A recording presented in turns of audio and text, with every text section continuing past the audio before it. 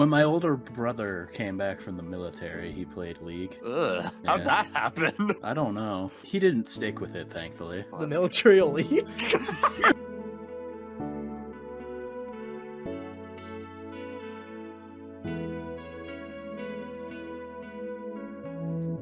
Hey, how's it going, everybody? Welcome back to another episode of the HGO podcast. I'm your host today, Ethan, and joining me, as always, are my good friends Kyle. Hello. And Hunter. How you doing? Oh, I'm doing just swell. Just hey, are you okay? You're like hiding. You're like, I don't want to be here. Oh, no. I just something flew into my eye. He's hiding from Jeff. He's like, I've had enough of this Game Awards. I'm going. Like, you can't make me talk about it. I wouldn't hide from Jeff. I would announce my departure loud and You're clear. You're the reason why the bodyguards are there, dude. They're not scared of Bill Clinton, kid. They're scared of you. But yeah. We're here, everybody, for the day after review of the Game Awards. All three of us, we watched it last night. We were here the whole time. We were all talking. We were joined by our friend Jepti as well. We were sitting down. We were having a good time, kind of. And we're now here to review the Game Awards 2023. We weren't having a good time, and then stuff stopped happening for a little bit. Well, we'll get into it. We'll go through our general impressions. We'll talk about the announcements. We'll talk about the winners. We'll do all of that. We'll tally up who was the best at guessing and all that jazz. We'll do it all. But I think we were overly positive last year, and I feel like this year it's the Ouroboros, dude. It's just the never-ending cycle. We get a bit of hope. Oh, he's getting better. Right back to shit's creek. Jeff so giveth, it's like, Jeff taketh. He does, and I think it's going to be a really interesting conversation because there's a lot to talk about, both good and a lot bad. Because I think what'll be interesting is there weren't that many quote unquote crimes, but there was plenty wrong that we can talk about. So it's going to be interesting anyway.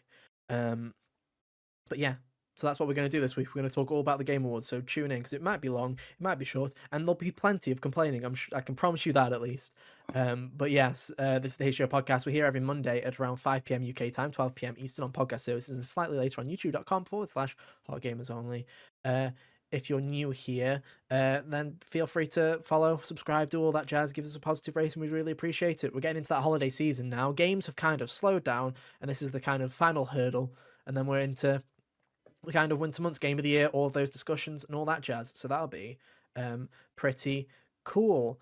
Other housekeeping, Kyle, your game of the year list is up now on the website, or it should be as of I forgot that was going up. So did I, but you know what? We'll fix it in post. You won't have noticed, because especially when this goes up on Monday, it'll definitely already be there. Wow, that's magic for you. Wowee. But yeah, if you want to start getting a sneak peek of how our awards are going to go and what's getting nominated, then you can go and check out Kyle's list of nominees, and then join us every week for the following week as we go through everybody else's as well. It should be fun. As of recording this, I haven't wrote my list yet. Have you, Hunter? Nope. It's going to be a good race, Hunter. You better hurry up. Because I can't promise I will. So it'll be fun. We'll figure it out. Just gotta finish the game that's in consideration. Hunter, I give you permission that for our little list, you know your game of the year already, and don't you lie about it. You don't have to put the other five in order or whatever. You go with the flow, mate. You do what you want. I didn't order mine except for number one. Yeah, I mean, I probably could order mine if I just think about it for a minute. So that sounded like an extra step that I didn't want to do. An extra step. But yeah, so Cows is up this week, then it'll probably be Hunter's next week, then myself the following week, and then we'll have a final one on the website, which will be a weird kind of Frankenstein's monster of arbitrarily placing them based on where we place stars. It'll be a lot of fun. Get sent into an island. Yeah, Hunter gets to leave. Yeah. They go fight it's gonna be Tilted great. Towers. Yeah, it'll be fun. So look forward to all of that. And the other bit of housekeeping, I guess I'll mention it now because I can't guarantee that I'll remember before the end of this episode. But this is the last episode that we're recording this year live. What I mean by that is usually we record these a day or two beforehand and then they go up on the Monday. We usually have had these recorded by Friday or Saturday. But for the next little while, there's going to be a new episode every Monday, like there always is, but they're pre-recorded. So we've been doing some backlogs shenanigans. We've already recorded a couple. We've got a couple more to do before the end of December.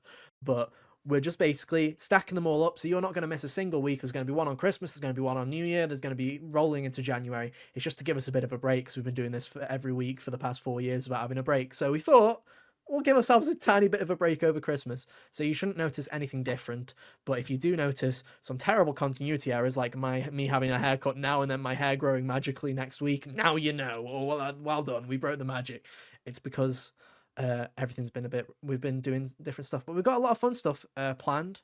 There's some interesting episodes coming up. We've got our fantasy drafts, we've got our game of the year discussions, we have got one that we've already recorded, which I don't remember what we've actually called it. Did we come up with a title yet for that one? It's a fun one regardless. I don't know if I should spoil it for anybody. It's very fun, but it's not named yet. I'm just checking the spreadsheet. Do we have it? Yeah. It's got something to do with character designs, and that's all I'll say. That one's coming up in next week, so I look forward to that one. But yeah, hopefully you won't notice a difference. And if anything, if it's well received, if you guys don't notice too much, that'd be great. It might give us a chance to actually plan and do some episodes a couple of weeks in advance and plan some more fun stuff. So it should be fun. It'll be a little experiment. Let us know how you feel as we go on. We'll still be looking at comments and all that jazz. Yeah. But that's all that out of the way. I don't want to talk too much about it. Let's just get straight into the meat of today's episode, which is the Game Awards. Was it a win? Was it a fail? Let's discuss all about it. We'll start, as we usually do. We've been doing this for far too many years that we now have an order of how we do this. We're going to do a general impressions. We'll then talk about the awards. We'll talk about the reveals. And then we'll give our conclusion. General impression, Hunter. How are you feeling coming off of this year's Game Awards? Well, it's definitely the most annoyed I've been walking away from one of these. Valid. Yeah. 100% valid. And much like everything else regarding video games this year, sadly, that's twofold in a manner of, from a perspective of announcements and stuff, I'd say it was, on the same level as last year, where the first half was pretty good, I'd say. Showed some cool stuff, and then after that it kind of tapered off into, you saw like two more things that were cool after that, and it felt like you were just kind of waiting to be shuffled off the mortal coil. The thing that aggravates me was just how the show was structured. Yeah. I think that's my biggest takeaway is I think the announcements were fine. I think there are some there's some really bad pacing here, and there's one huge gripe which we'll get into when we're talking about the announcements and stuff like that.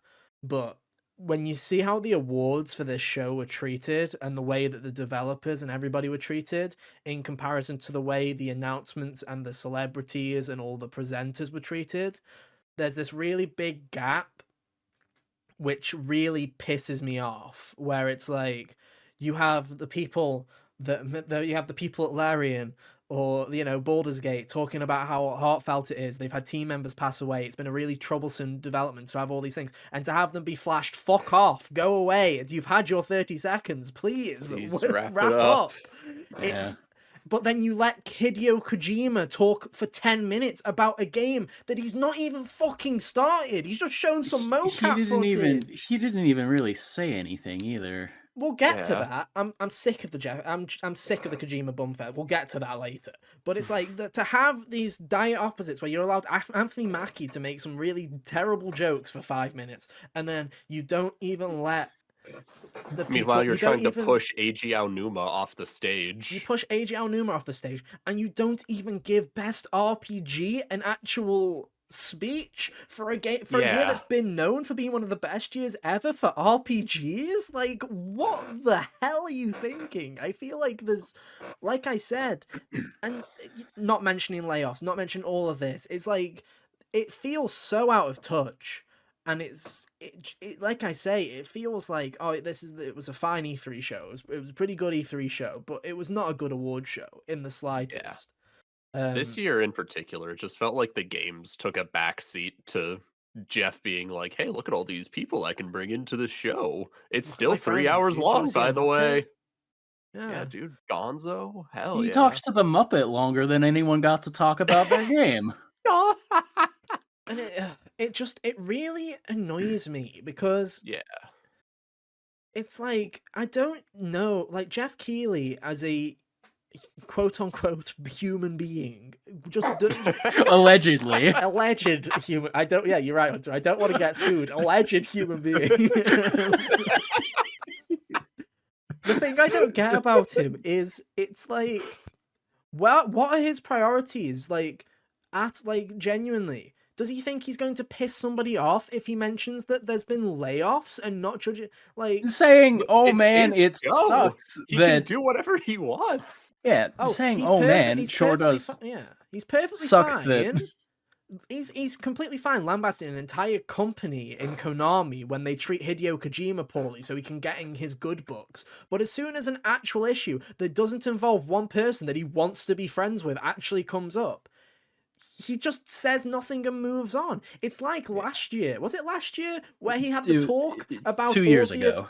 2 years ago when he had the talk of all the misconduct that was happening in the industry. It's like, this is not a good thing to happen. Now here's a fucking trailer from Quantic Dream. And it's like, Yeah. that's literally like, That that's was pretty actually tone like deaf. saying murder is wrong. Now here's a fucking award hosted by Ted Bundy. Like, no, what are you doing? Yeah, murder is bad. Check out this Netflix series about Jeffrey Dahmer or Yeah, whatever. like genuine. No, it's not even Netflix series. It's like we brought Jeffrey Dahmer out. Here he is. Oh shit.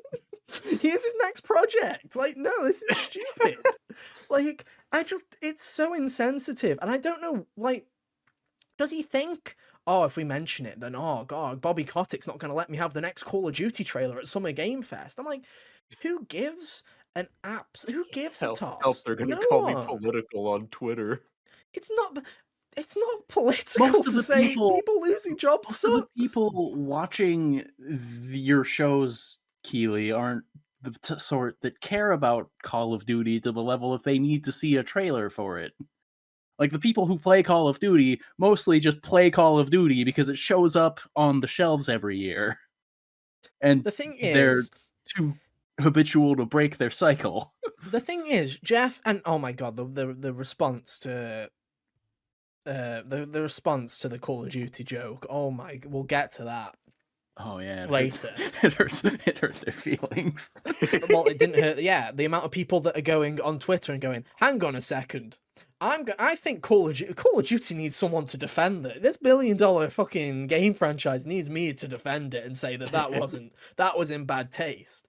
Uh, Guys, think of the devs. I'm like, what, the ones that were crunched to make a really shitty campaign that was 3 hours long? Yeah, I'm like, they're probably sitting there laughing too because they know that they were chucked on the shitter by fucking Bobby Kotick, allegedly. But you know, like, it feels so it just feels so disingenuous to have this award show and go, this is all about celebrating the games, and then not mention the mass amount of layoffs that have happened this year, to not discuss everything that's been happening in terms, and just like it's absolutely abysmal To like not let the behavior. people that won the awards talk for more than 30 seconds. Some of them were clearly having like emotional moments too, and they were Yeah. just being like, Like Niall Newman or Newman when he won yeah, best performance for Astarion. Yeah.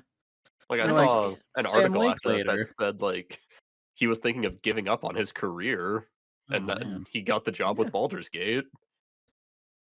It's such a mess of a show, and it's like I really hope that this year is a wake up call to him, that it's like it's time to stop acting like this is some kind of corporate Jeff, you own this. This isn't Yeah. there's no higher up, there is no corporate entity that is funding this, and it's time. It's not a political statement to say layoffs are bad and it's been a terrible year for like impacted from the games industry. It's not bad to say that. Yeah. It really isn't. And anybody that annoys that isn't going to give you a trailer for it, you probably don't want them in the industry anyway. Yeah. Because it's stupid. Like, it genuinely is. But we'll talk about it. Let's get into the awards first of all. Let's talk about the awards. We'll talk about who won, what our predictions were, how accurate we were, and then we'll go through them one by one. So Kyle, I'll hand this over to you because you have the document open. Where did we Oh, start boy. this year? I'm just gonna go off of our spreadsheet That's because I fine. don't remember the order up top at Game Direction. Yep. Alan Wake 2 was the winner for that. Both of you nailed that. I thought Baldur's Gate was gonna take it. I feel like we would. Our friend Jabdi had not even heard of Alan Wake 2 before this show because he's not. Lucky for him, he's not into games as much as we are. Lucky him. But we were explaining to him that it's kind of like an A24. It's the art house pick. It's the critic's darling. It's the favorite Yeah. in that kind of regard. Mm. So that makes sense, to be honest. Yeah, I'm perfectly fine with that one, to be honest.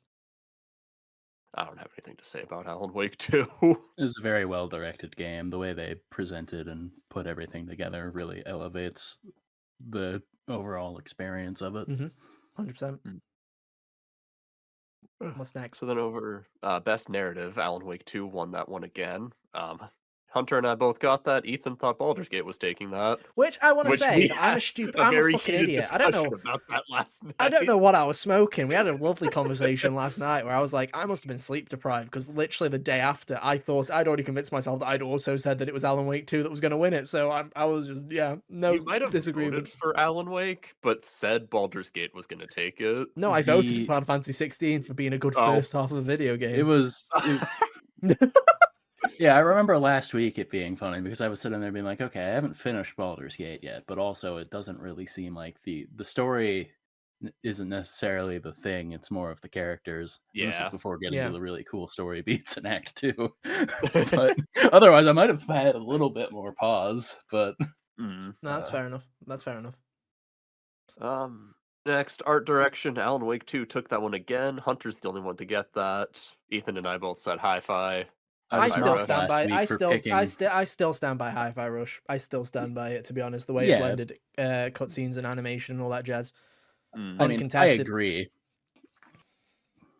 Uncontested. And although if any of the others were going to win, I'm glad it was Alan Wake 2.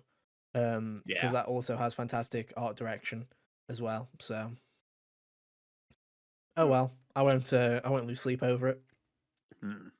Best score in music. Final Fantasy 16 took that. Oh, thank We all goodness for set. that. We swept that category. Good. And So I think good we were work, talking team. about it when we were talking about the Game Awards orchestra at the end. I don't know.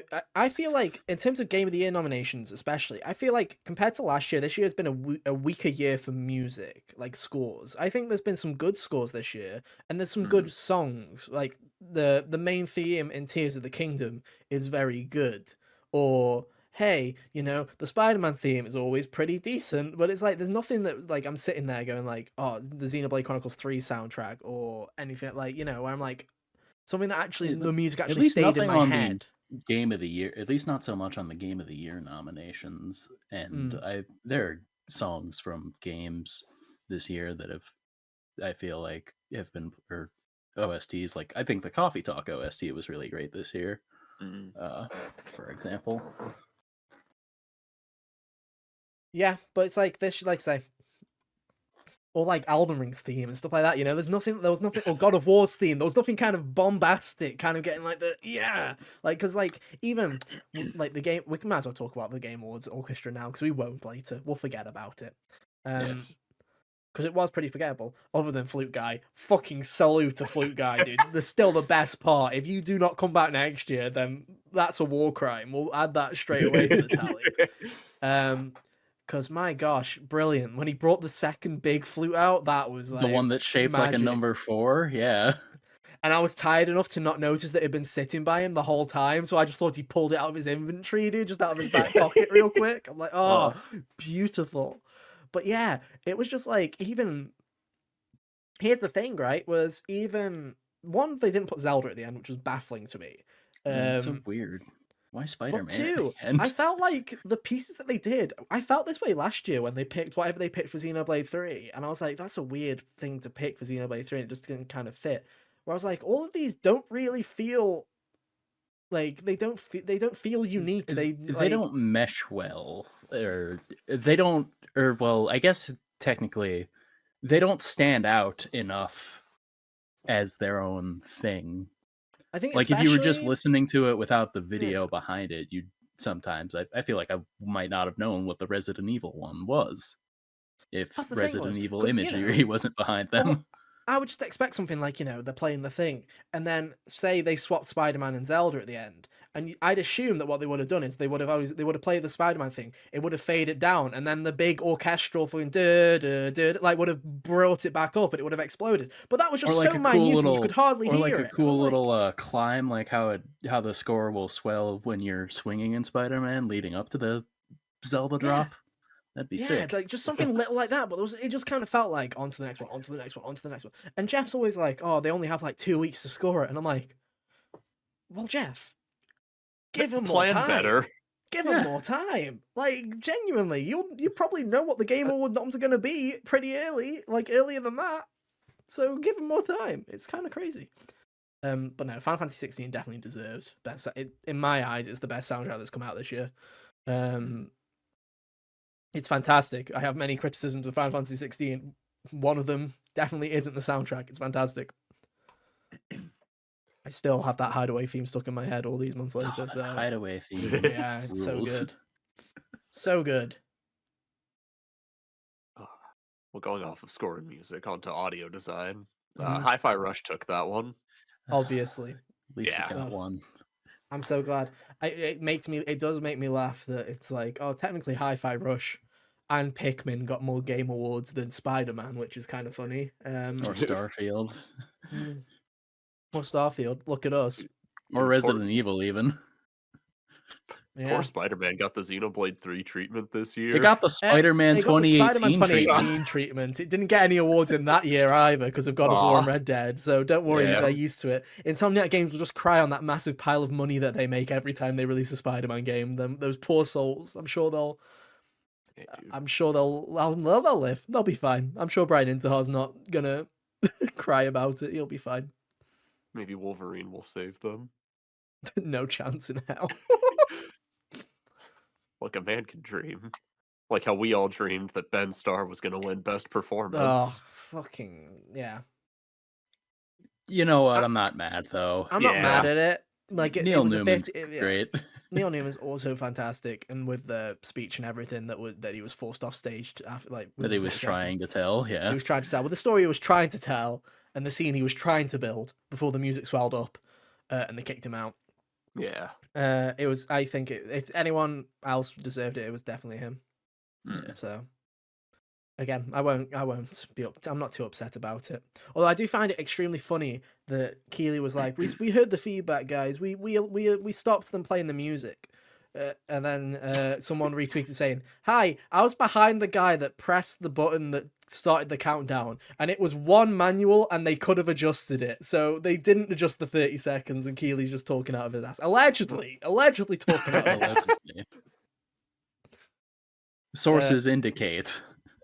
Sources also indicated that the future class people, all the people that signed the petition to talk about all the layoffs and everything else, and I think was it also I can't remember if the Palestine stuff was also. What's it? Probably. Those were two things that people wanted to mention. Yes, and both probably could have very easily been mentioned, but all the future class people were put in a place where all the screens and everything were blocked. There was a camera guy that was blocking all their view. What a nice thing for Jeff Keighley to do. Allegedly suppressing them. No, allegedly. Jeff, don't sue me. Anyway. All right. Well, moving on to next category, innovation in accessibility. We all said Street Fighter for this, and then Forza won. Fuck that off. It's hard to ever know as someone who doesn't need to look at accessibility options. Nah, I'm sorry. Nah, this is bullshit. I love accessibility. I think it's fabulous. Why the fuck is it in the pre-show? That's my question. If we want to take it seriously, why is that Oh, also in the that's pre-show? what you mean. Fuck that Okay. off. But no, the thing that I'm saying is, excuse me, Mr. Microsoft, can I drive the car blind? Can I close my eyes and still play the game? No, I can in Street Fighter. Fuck off, give him that trophy, mate. Like, come on. Yeah. Like, it's like when Last of Us Part 2 had that blind mode where it was like, literally, if you still have some vision, you can play The Last of Us Part 2. And I'm like, that's brilliant. That's absolutely brilliant. And I'm like, I never heard anyone talk about the accessibility in Forza Motorsport. I'm sure it's fantastic, but also, to be fair, Kyle, once you told me that someone that was blind was able to play Street Fighter, they'd already won my vote. And I'm like, this is rigged. At the level of an Evo, Yeah. that's insane. And Absolutely that match rigged. was live streamed too. You can find it on YouTube. It's really cool. I highly recommend going to find it. Absolutely. But yeah, bitter. Also, because that's why Forza's won this before. It's one of those things where it's like, I don't want Sony to kind of win. They should just keep it up now and give somebody else a chance. Like, give someone else an award for doing a good job as well. And I feel like Street Fighter was definitely that one this year. Yeah, Forza won in 2021. Fucking point exactly. I was just going back through our other sheets. It's probably the exact same accessibility list. That's why I didn't want Spider-Man to win, because it was probably the exact. Because it was probably the same as practically the same as Miles. The rest of PlayStation stuff. Mm-hmm. Oh well. Well, going off What of was that, next? best games for Impact. Chia was the winner of that.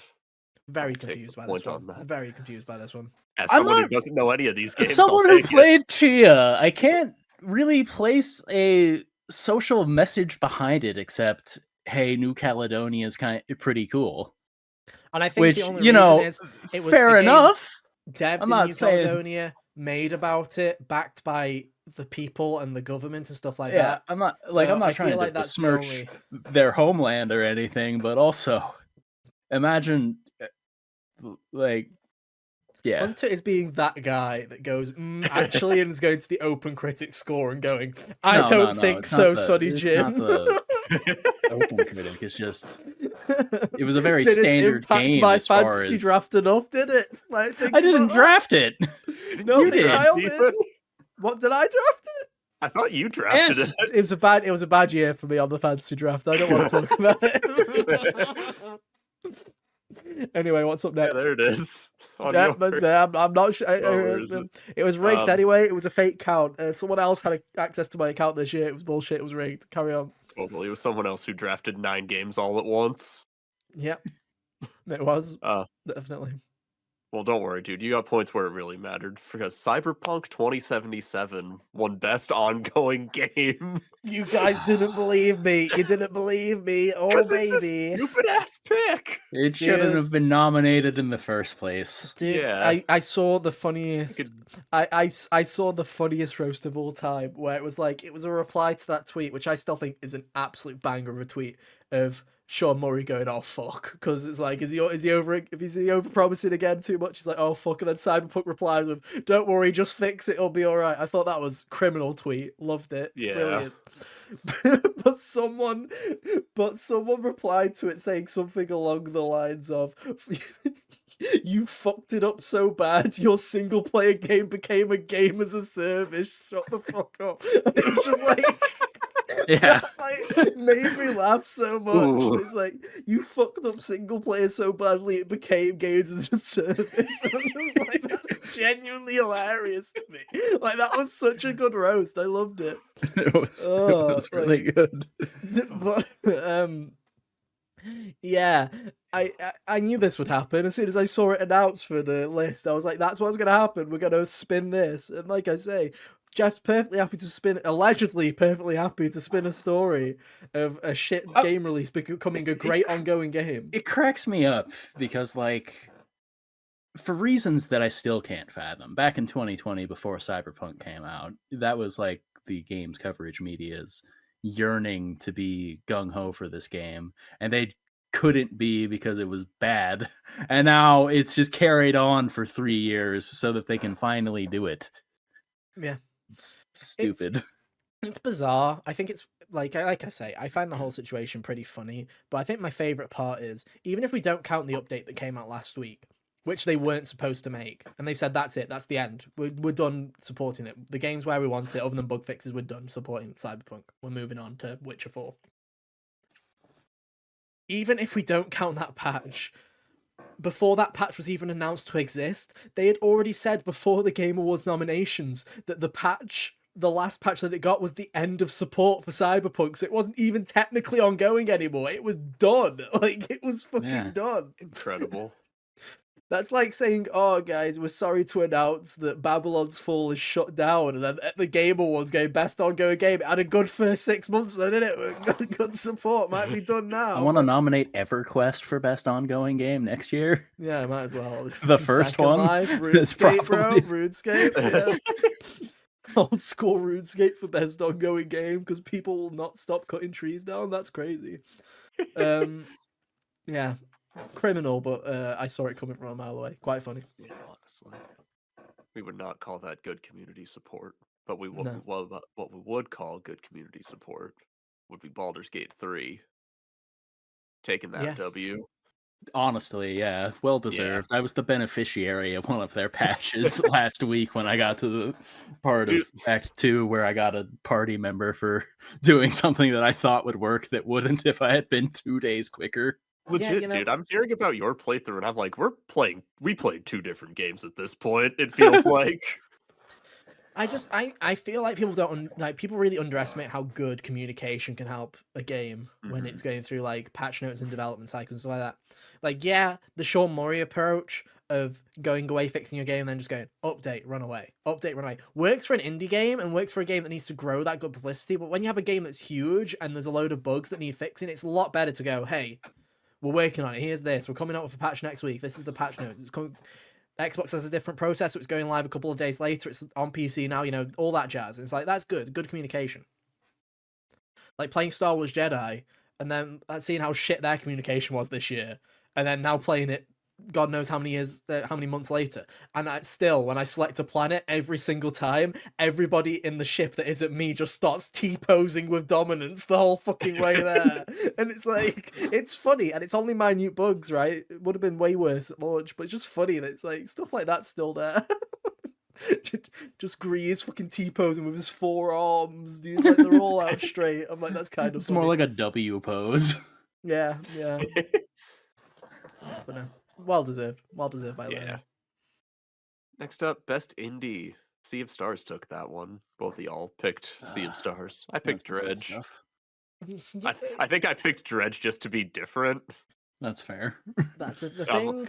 I think that's when we were going through this, and I'm like, okay, we're all just picking the same three. Or yeah, you gotta we're be all different. three of us just picking the same. I kind of want some divergence in this. I respect it. Good But job for Sea of Stars, though. Always gotta pick the normie vote. Something like this. Yeah. Usually it's easier to guess because there's one that's nominated for Game of the Year, but yeah. After Dave the Diver also wasn't an actual indie, I was like, surely Sea of Stars takes this. Yeah.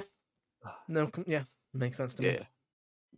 Then going off that, best debut indie. Congrats, Hunter. Cocoon took that one. Makes sense. Looking back on it, I'm like, one, I just wanted Pizza Tower to win, so I just fed all my energy into that. But two, Pizza Tower, 100% probably the viewer's pick, the viewer's choice, but it's one of those things where it didn't get that much critical coverage, so I probably should have seen that more coming. The reason I picked Cocoon was mostly because I was like, okay, Cocoon's also nominated for the other indie category, and if Sea of Stars doesn't win, I can see that one winning. No, that's fair. No, that makes sense. Next up, best mobile game, Honkai Star Rail. Who cares? We all got it right.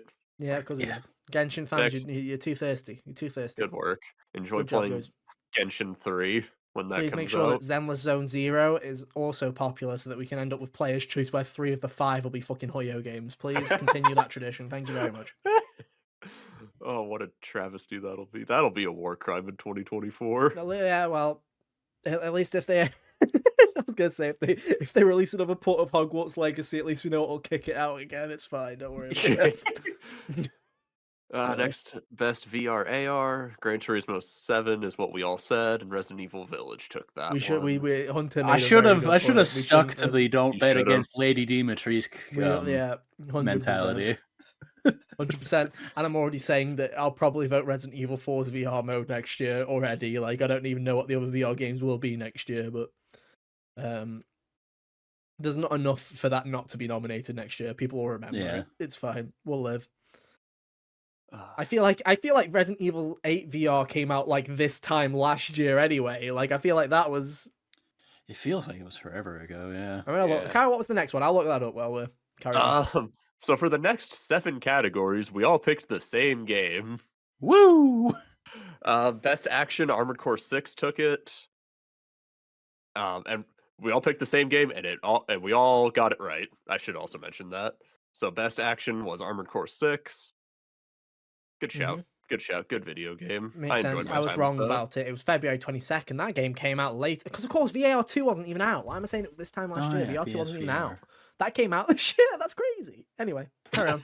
Armored Core 6, good video game. Good video game. Best Action Adventure. Tears of the Kingdom got its only win.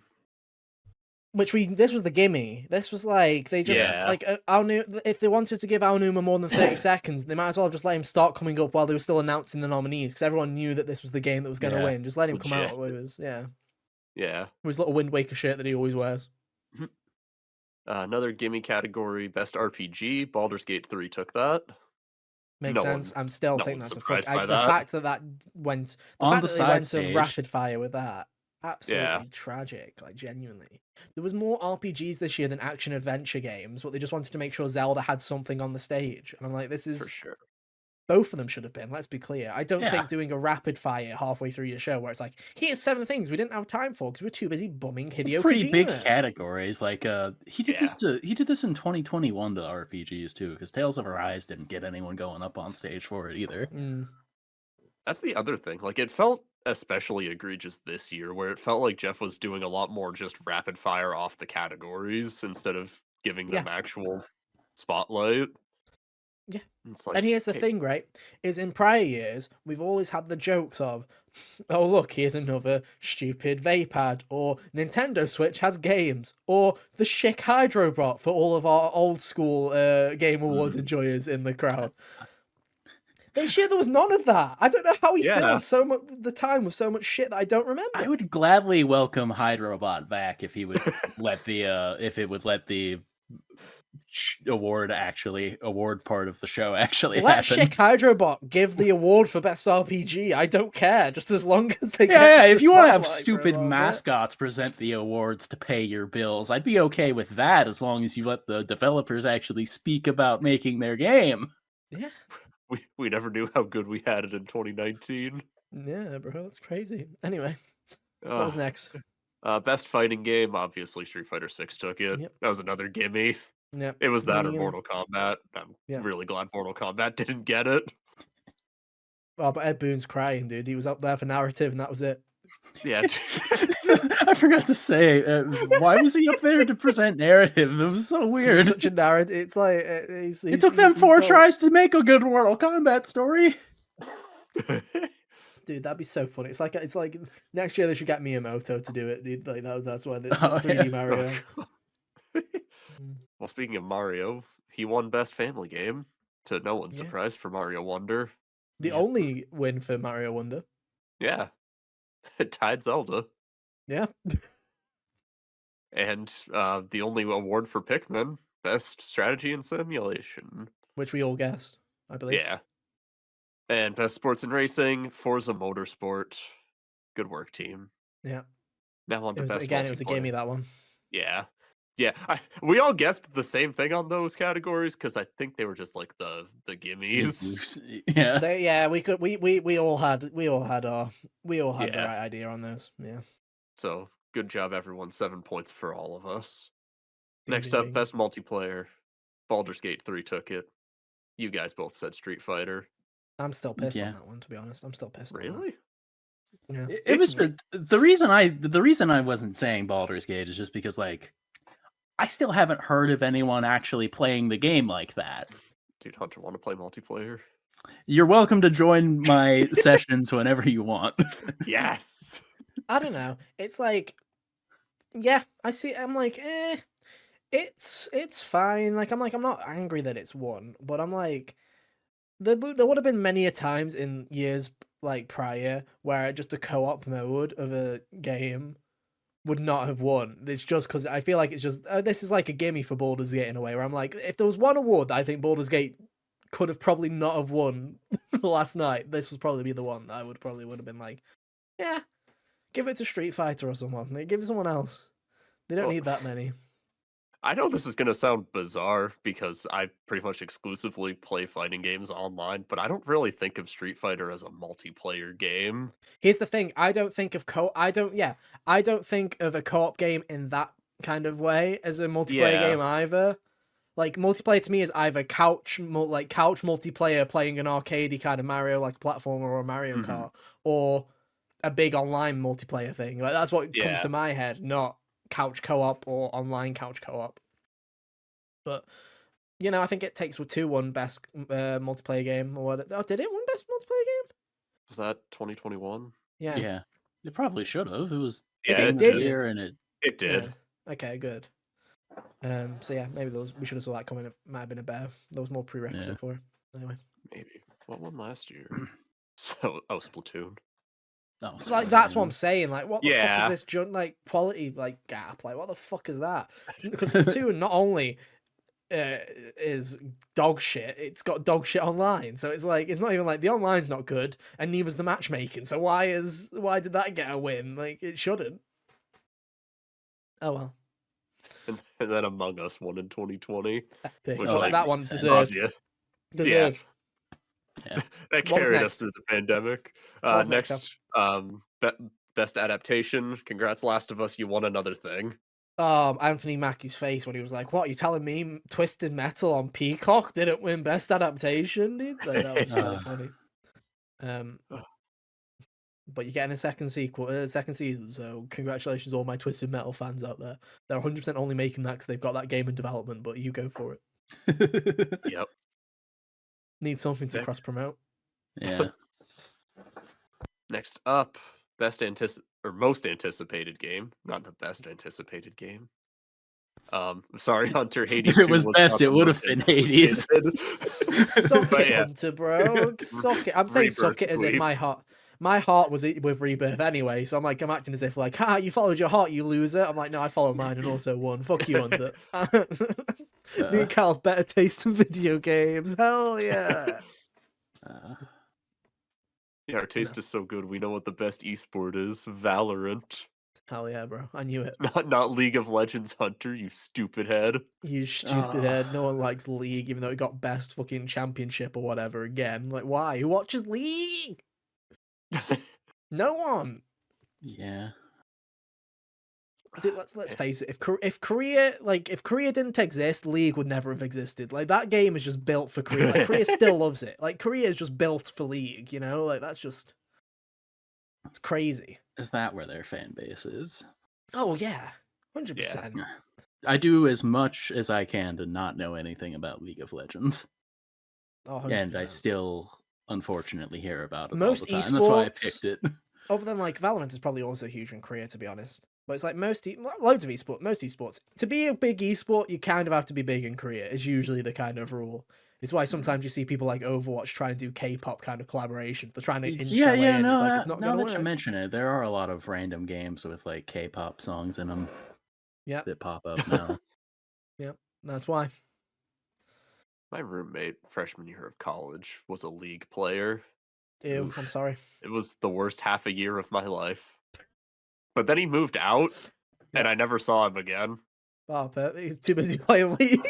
When my older brother came back from the military, he played League. Ugh. Which one? How'd that happen? I don't know. Anyway, he didn't stick with it, thankfully. The military League. Well, he finished his term in the military, but he didn't stick with League, is what I meant. Man was like, damn, bro, I'm loving League, but this military shit's kind of cringe. I'm gonna go back home. Oh, anyway. Don't anyway me. That was great. Time to wrap it up, Ethan. Okay. Oh, sorry. It's more than joke was longer than 30 seconds. Sorry, guys. Sorry. And finally, game of the year. Hunter said Tears of the Kingdom. Ethan and I said Baldur's Gate 3. Baldur's Gate 3 sweep. Yep. Yeah. Not surprised. I do Nah. kind of feel bad for Aonuma though, because like I think this is the first time Aonuma hasn't won it when he's released a Zelda, like a main Zelda game. So he's probably going, "What? I don't make Ultron for 7 years to be beaten by some fucking other RPG." To be Make the fair, most convoluted control scheme ever. to be fair, Aonuma, these past couple of games has just been like the producer anyway. Yeah, but he So, started to fly, Hunter. That's still like a 15-hour flight that he had to go on. Yeah, yeah. his arms are tired. Yeah, dude. If only Aonuma, if only Keely loved Aonuma as much as he loved fucking Kojima, dude, then he would have been fine. Oh well. But So that's anyways, it, right? yeah. In total, there were 26 categories that we guessed on. We didn't bother with any Yep. of like the esports or content creator stuff like that. Focused only on the game awards. Yep. Yeah. So 26 total categories. This was actually really close in our totals. Okay. Hunter had 17 points total, and Ethan, we had 18. Hell yeah. So I think this is the first I guess tie. we need to think, fight yeah. to the death to see who the real winner is. I guessed Iron Mouse. Does that count? I guess people make games for that. That's what I voted for. Winner! No, I'm kidding. It's a good tie though.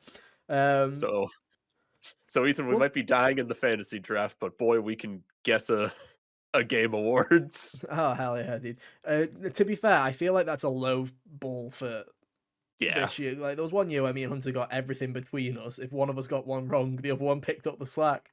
Yeah. So it's definitely not our best achievement, but oh well, it was fun to look over all that.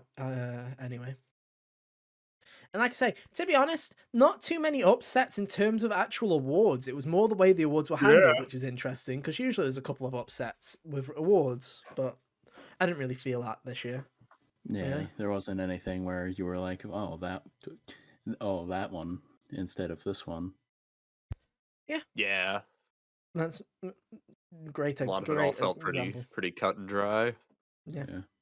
We'll be fine. It was all good. It was all fine. We'll live. No one's going to be crying too much on Twitter, I'm sure. Unless you're a Spider-Man fan. Unless you're a Spider-Man fan, then you stay crying because you're not going to win one for Spider-Man 3 either. Anyway, let's move on to the reveals. There were plenty of reveals in the first half of this show, and a couple in the second half. Have you got a list up, Kyle? Of all? Yeah, I got the list up. Oh, you wonderful! Like I say, I also have it up, but like I say, if I turn it on, I turn into Ben Starr at the start of the fucking. So there you go. I can't turn it off. I can't turn it off. Oh dear. Anyway, so there were plenty of reveals. Where are we starting, Kyle? If there's not too much to talk about, we can rapid fire. If there's smaller ones, we can rapid fire them. I'm not. One of the first reveals was Brothers: Tale of Two Sons is getting a remake. Cool. Which game I always heard about. I've heard it's good. Of the two of his games that I've played, I liked it more than a Way Out. I'd probably. No, I like A Way Out more, but that's just because I played it with a friend and we pissed about a lot. So it was like, if we were talking from a game-to-game perspective, then yes, Brothers is the better game. My brother and I played A Way Out earlier this year, and I think we were both like, by the time we got to the end, we had wished it had wrapped up like an hour or two before it did. I kind of agree. Me and my friend, we both thought that the whole game was us breaking out of prison. So when you do that, and that's like only a third of the game or something, and you're like, oh, okay, that's crazy. Didn't see that one coming. But no, I don't know if Brothers needed a remake, but it's there, I guess. So more power to them. But yeah, that's next up, Inscription creator revealed Pony Island 2. This is a neat little trailer. Pro ZD jump scared everyone in it. Was that a jump scare? Well, we weren't expecting him. Oh, okay. I'd call it a jump scare. It jump scared him. Yeah, true. Yeah, cool. Yeah, the first Pony Island was cool, so I'll be interested to see this one. It looks like he's being just as weird. And I really liked Inscription, so And I'm I'm sure all it's going to for be it. more of a hopping on point for people who have played Yeah. Inscription. So I assume that it's going to be Yeah. some kind of weird standalone thing that'll be pretty cool in that universe. Anyway, Next, Rise of the very Golden cool. Idol. I don't remember what this is, and I don't want to watch the Yeah, we trailer. can move on. It's a Cool. mystery game. Mysteries. We saw. Next up, Usual June. Kind of looked interesting, but I vaguely remember that. had an interesting art style to it. Oh yeah. Next, What was next? Harmonium, the musical. Yeah, This was an interesting concept for a game yeah, it's about a deaf girl and it's a musical. in a musical. Yeah. It's I'm not saying that you shouldn't try it, but I don't have a lot of faith that it's gonna work. Hunter used the term Disney Junior animation, and I was like, "Oh, I was that's speaking more harsh." about the songs. Well, Yeah, this like, Polygon article describes it as what looks and sounds as like a Disney musical. yeah, okay, well that's So pretty close. I think Hunter wrote this Polygon article. I think I it's don't work for like I said, I Polygon, think Kyle. I don't know if I'd Oh, vibe with why? it. I feel like it's a game for younger kids, probably. Like, Yeah. you know, like I think it is kind of a. Which, if it's like, would you rather than play something like that or something like a cheaply phoned in Bluey game? I feel like give them that. Yeah. But still, we'll see. We'll see how it goes. I still, like I say, Deaf Girl and musical. I'm interested to see how that plays out. From I like a Like if they pull it narrative. off, that'd Yeah, be really cool. that'd be a really cool Yeah. I'm just idea. skeptical. Yeah, it's a bold move. We'll see if this pays off. Anyway, Dead Cells devs reveal their next game, Windblown. this looks pretty cool.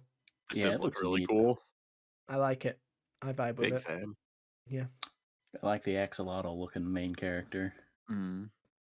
Yeah, dude, it did kind. Yeah, and I feel like I think I said something along the lines of, "Oh, I can't wait for the whole chat to just be screaming, oh, it's Hades, it's just another Hades," and then Kyle was like, "This is what I was thinking." I'm like, "Don't worry, Kyle, I was too. I was just hiding my selfish chat." And my response was, I hate you both. It looks good though. It's obviously Yeah, it taking looks really inspiration good. from it, but it looks really Yeah. good. And there's nothing wrong with taking inspiration from Hades. I feel like a lot of indie No, it's games a are good going thing to to take take inspiration it. from. Indies have been Yeah, there- taking there are inspiration worse from it things for the you could past do. 3 years. Yeah, exactly. Yeah, Thumper dev revealed Thrasher yeah, those Thrasher. rhythm game. His edgy older brother. Yeah. Yeah, it looks pretty cool. I think that would be very trippy in VR, and it probably will come to VR at some point. So Absolutely. that's pretty cool. Next up, my two favorite indies are collaborating with each other, Dave the Diver and Dredge. This is yeah. the kind of thing that we need in the world. I haven't played Dave the Diver yet, but I'm glad I won't have to go back to it to get the Dredge stuff. And all I'm saying is, you know, if this was an indie game, I don't think they'd be able to make a Dredge DLC so quickly. Yeah. You know, I It think would- you're right. This I think would you're onto this would be something they would have to announce like the year or two after the games had come out. Yeah, it's almost as if Nexon is a massive publisher and this isn't an indie game, Jeff. But Good for the cross promotion for Dredge, though. Yeah, for it's sure. good for Dredge. Yeah. Yeah, it's DLC for Dave the Diver, and it's out next week. Yep. So any divers out there, look forward to that. World of Goo 2 was announced. Throwback. Ethan, you seemed really interested in this. Well, I'm not interested. I'm like, oh, that's cool because I know World of Tomorrow, because not from World of Goo. I'd heard of World of Goo, but I played that other game, the game that they released after called Little Inferno, which if you've never heard of, it's this indie game which is set in like it's all black and white and it's kind of creepy, and you play as these two little kids that live in this dystopian world where the world is basically, it's the end of the world, kind of doomsday, everywhere's snowing, and they have to light stuff to keep on fire, so you get posted stuff that you then set on fire. Yeah. And it just gets progressively creepier and creepier and creepier as the game goes on. This sounds like a game I would like. You should. You 100. I am surprised you haven't played Little Inferno. If you No, haven't, I've that's not. 100% Hunter Yeah. game. You should. You get know on what's that. funny about the World of Goo one here, though, is in my head like since last night, I've been clashing this with the Goose Game devs game. Like I thought, like I was sitting there thinking they were the same thing. Oh, We'll and get good to news, that. Hunter. Apparently, they did a Switch port of Little Inferno, which I never knew was a thing. Rad. But yeah, it's very creepy. And the thing that got me, because I didn't know if World of Goo had similar cutscenes in like the black and white kind of weird setting, but it like the kids looked like the little, so it's like it kind of looked like it was a weird. I was like, oh, I instantly recognized the art style. I'm like, oh, they're doing a World of Goo sequel. That's kind of interesting. Yeah. Like But I no, good. remember I remember growing up, like World of Goo was always something I would see on like the Wii's WiiWare tab Yeah, yeah. when the Wii shop was still open. Well, I same never Little played it, Inferno. but I always Yeah. dodged, and it's just one of those things that stuck with me. Like I saw this trailer, and I'm like, "That's World of Goo in it." Yeah, it's like Little Inferno was one of those games where I found out because of YouTube and Let's Plays or something like that. I think I was like, Yeah. this is throwing everybody way back into a fucking time tunnel. Like I think I remember watching the Yogs cast play it. Like this is how far back we're talking. It's like, yeah, Oh I man. think I remember seeing the Yogs cast back when it was just the two of them. So yeah, it was a while ago. Um, but I like Little Inferno quite a bit, so I'm hoping that the World of Goo is pretty good. And yeah, you should Yeah. definitely get on that, Hunter. Shame on you for not playing. That's a Hunter game if I've ever heard of one. But yeah, anyway, what's next? The folks behind the Persona series have a new RPG, Metaphor Refantasio. Oh, Um, Hunter's internet went down. I 100% look at him. Look at him. He's completely oh yeah, that frozen. makes sense. He can just sit there and think about what he's done. Then we're just gonna carry on. That's Hell fine. yeah. That's so funny, you dude. That's like actually hilarious. And we didn't even notice. Well, I thought when I said that it was a Hunter game and he just didn't notice, he didn't react. I was like, that's a very funny face to be. Oh Right, we're god. just getting updates. Apparently, Hunter's mum moved his deck, unplugged the router. Anyway, he'll be back soon enough. I'm hoping. I'm hoping he stays like that because he'll ruin the layout. Should we pause and come back when he's back? Probably, yeah. We'll pause and be back when he's back then. And he's back. That was funny. We like to say Yeah. Hunter. We only noticed because I said something like that was a Hunter. That's a Hunter game if I ever heard one. Shame on you. And you were just like, and I was like, And I'm oh, I out. think he's gone. I think he's done, dude. He's either that or he wasn't a fan of my comments. One or the other. But we were talking about Persona devs making blah blah metaphor, blah blah Oh blah blah yeah, blah blah. Metaphor Refantasio. Refantasio. Can I bitch about this Refantasio. for a second? I think this Yeah, game why looks not? good, but I hate the Yeah. UI for this game. I think this UI is really gross. Like, when people always talk about over designing stuff, and then some people complain saying that Persona 5 and Reload's UIs were over designed. And I'm like, I feel like they strike that perfect balance of being flashy and cool, but not getting in the way. I think this one is starting to get to that thing where I'm like, I feel like you're starting to cross that threshold of it being a bit too over designed for my liking. I think it's just It because of all doesn't the. bother me. It's really Yeah, I thought loud. it It's looked like fine. I don't know. I think it might look better in person, but I feel like when you're watching it on a stream and it's like it's covering up all the screen and it's like it's got black blobs everywhere and all that jazz. I'm just like it just doesn't. It just kind of looks a bit too messy for me. Maybe it works better in practice, but Yeah. I think so. hopefully. Yeah. But other than that, I think the game looks fine. It looks better this time around than it did the first time that I saw it. I'll give it that. Yeah, I think this is a better showing for it with their Marth-looking main character.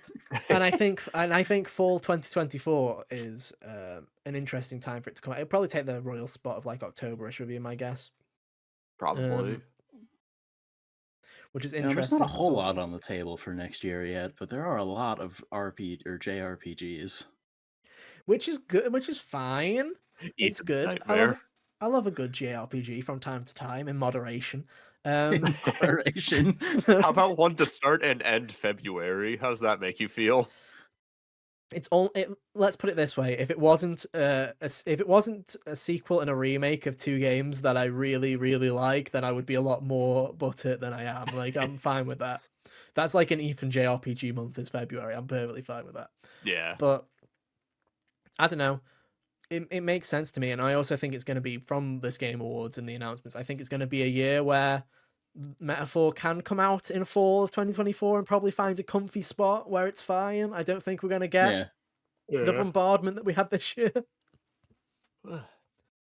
But I'm sure it'll be fine. Give it a bit of space as well. I will say this though, if that's coming out fall of next year, do not expect anything new Persona to be even announced before next year. I'd put a line through it. Yeah. I'd say earliest you hear a Persona 6 teaser is Game Awards next year now. Like, that's how I feel on that. You gotta let it cook, similar to Kingdom Hearts 4. You'll hear about that like the week after Final Fantasy 7 Rebirth's out, because you know what they're fucking like, Square Enix. That'll be the one that's turn. It's your turn. It's my turn for the marketing. Yeah, they literally baton past that fucker, dude. Yeah, like, genuinely. But no, other than my weird hatred of the UI for no reason, I think it looks pretty good. I love that they're doing the Xenoblade thing. They're going to fantasy and they all of a sudden get the Scottish voice actors out. Do it. Get the weird British accents. I'm like, hell yeah, dude. That's the thing. That's what everyone should do whenever it's a fantasy game. Sound like. Yeah.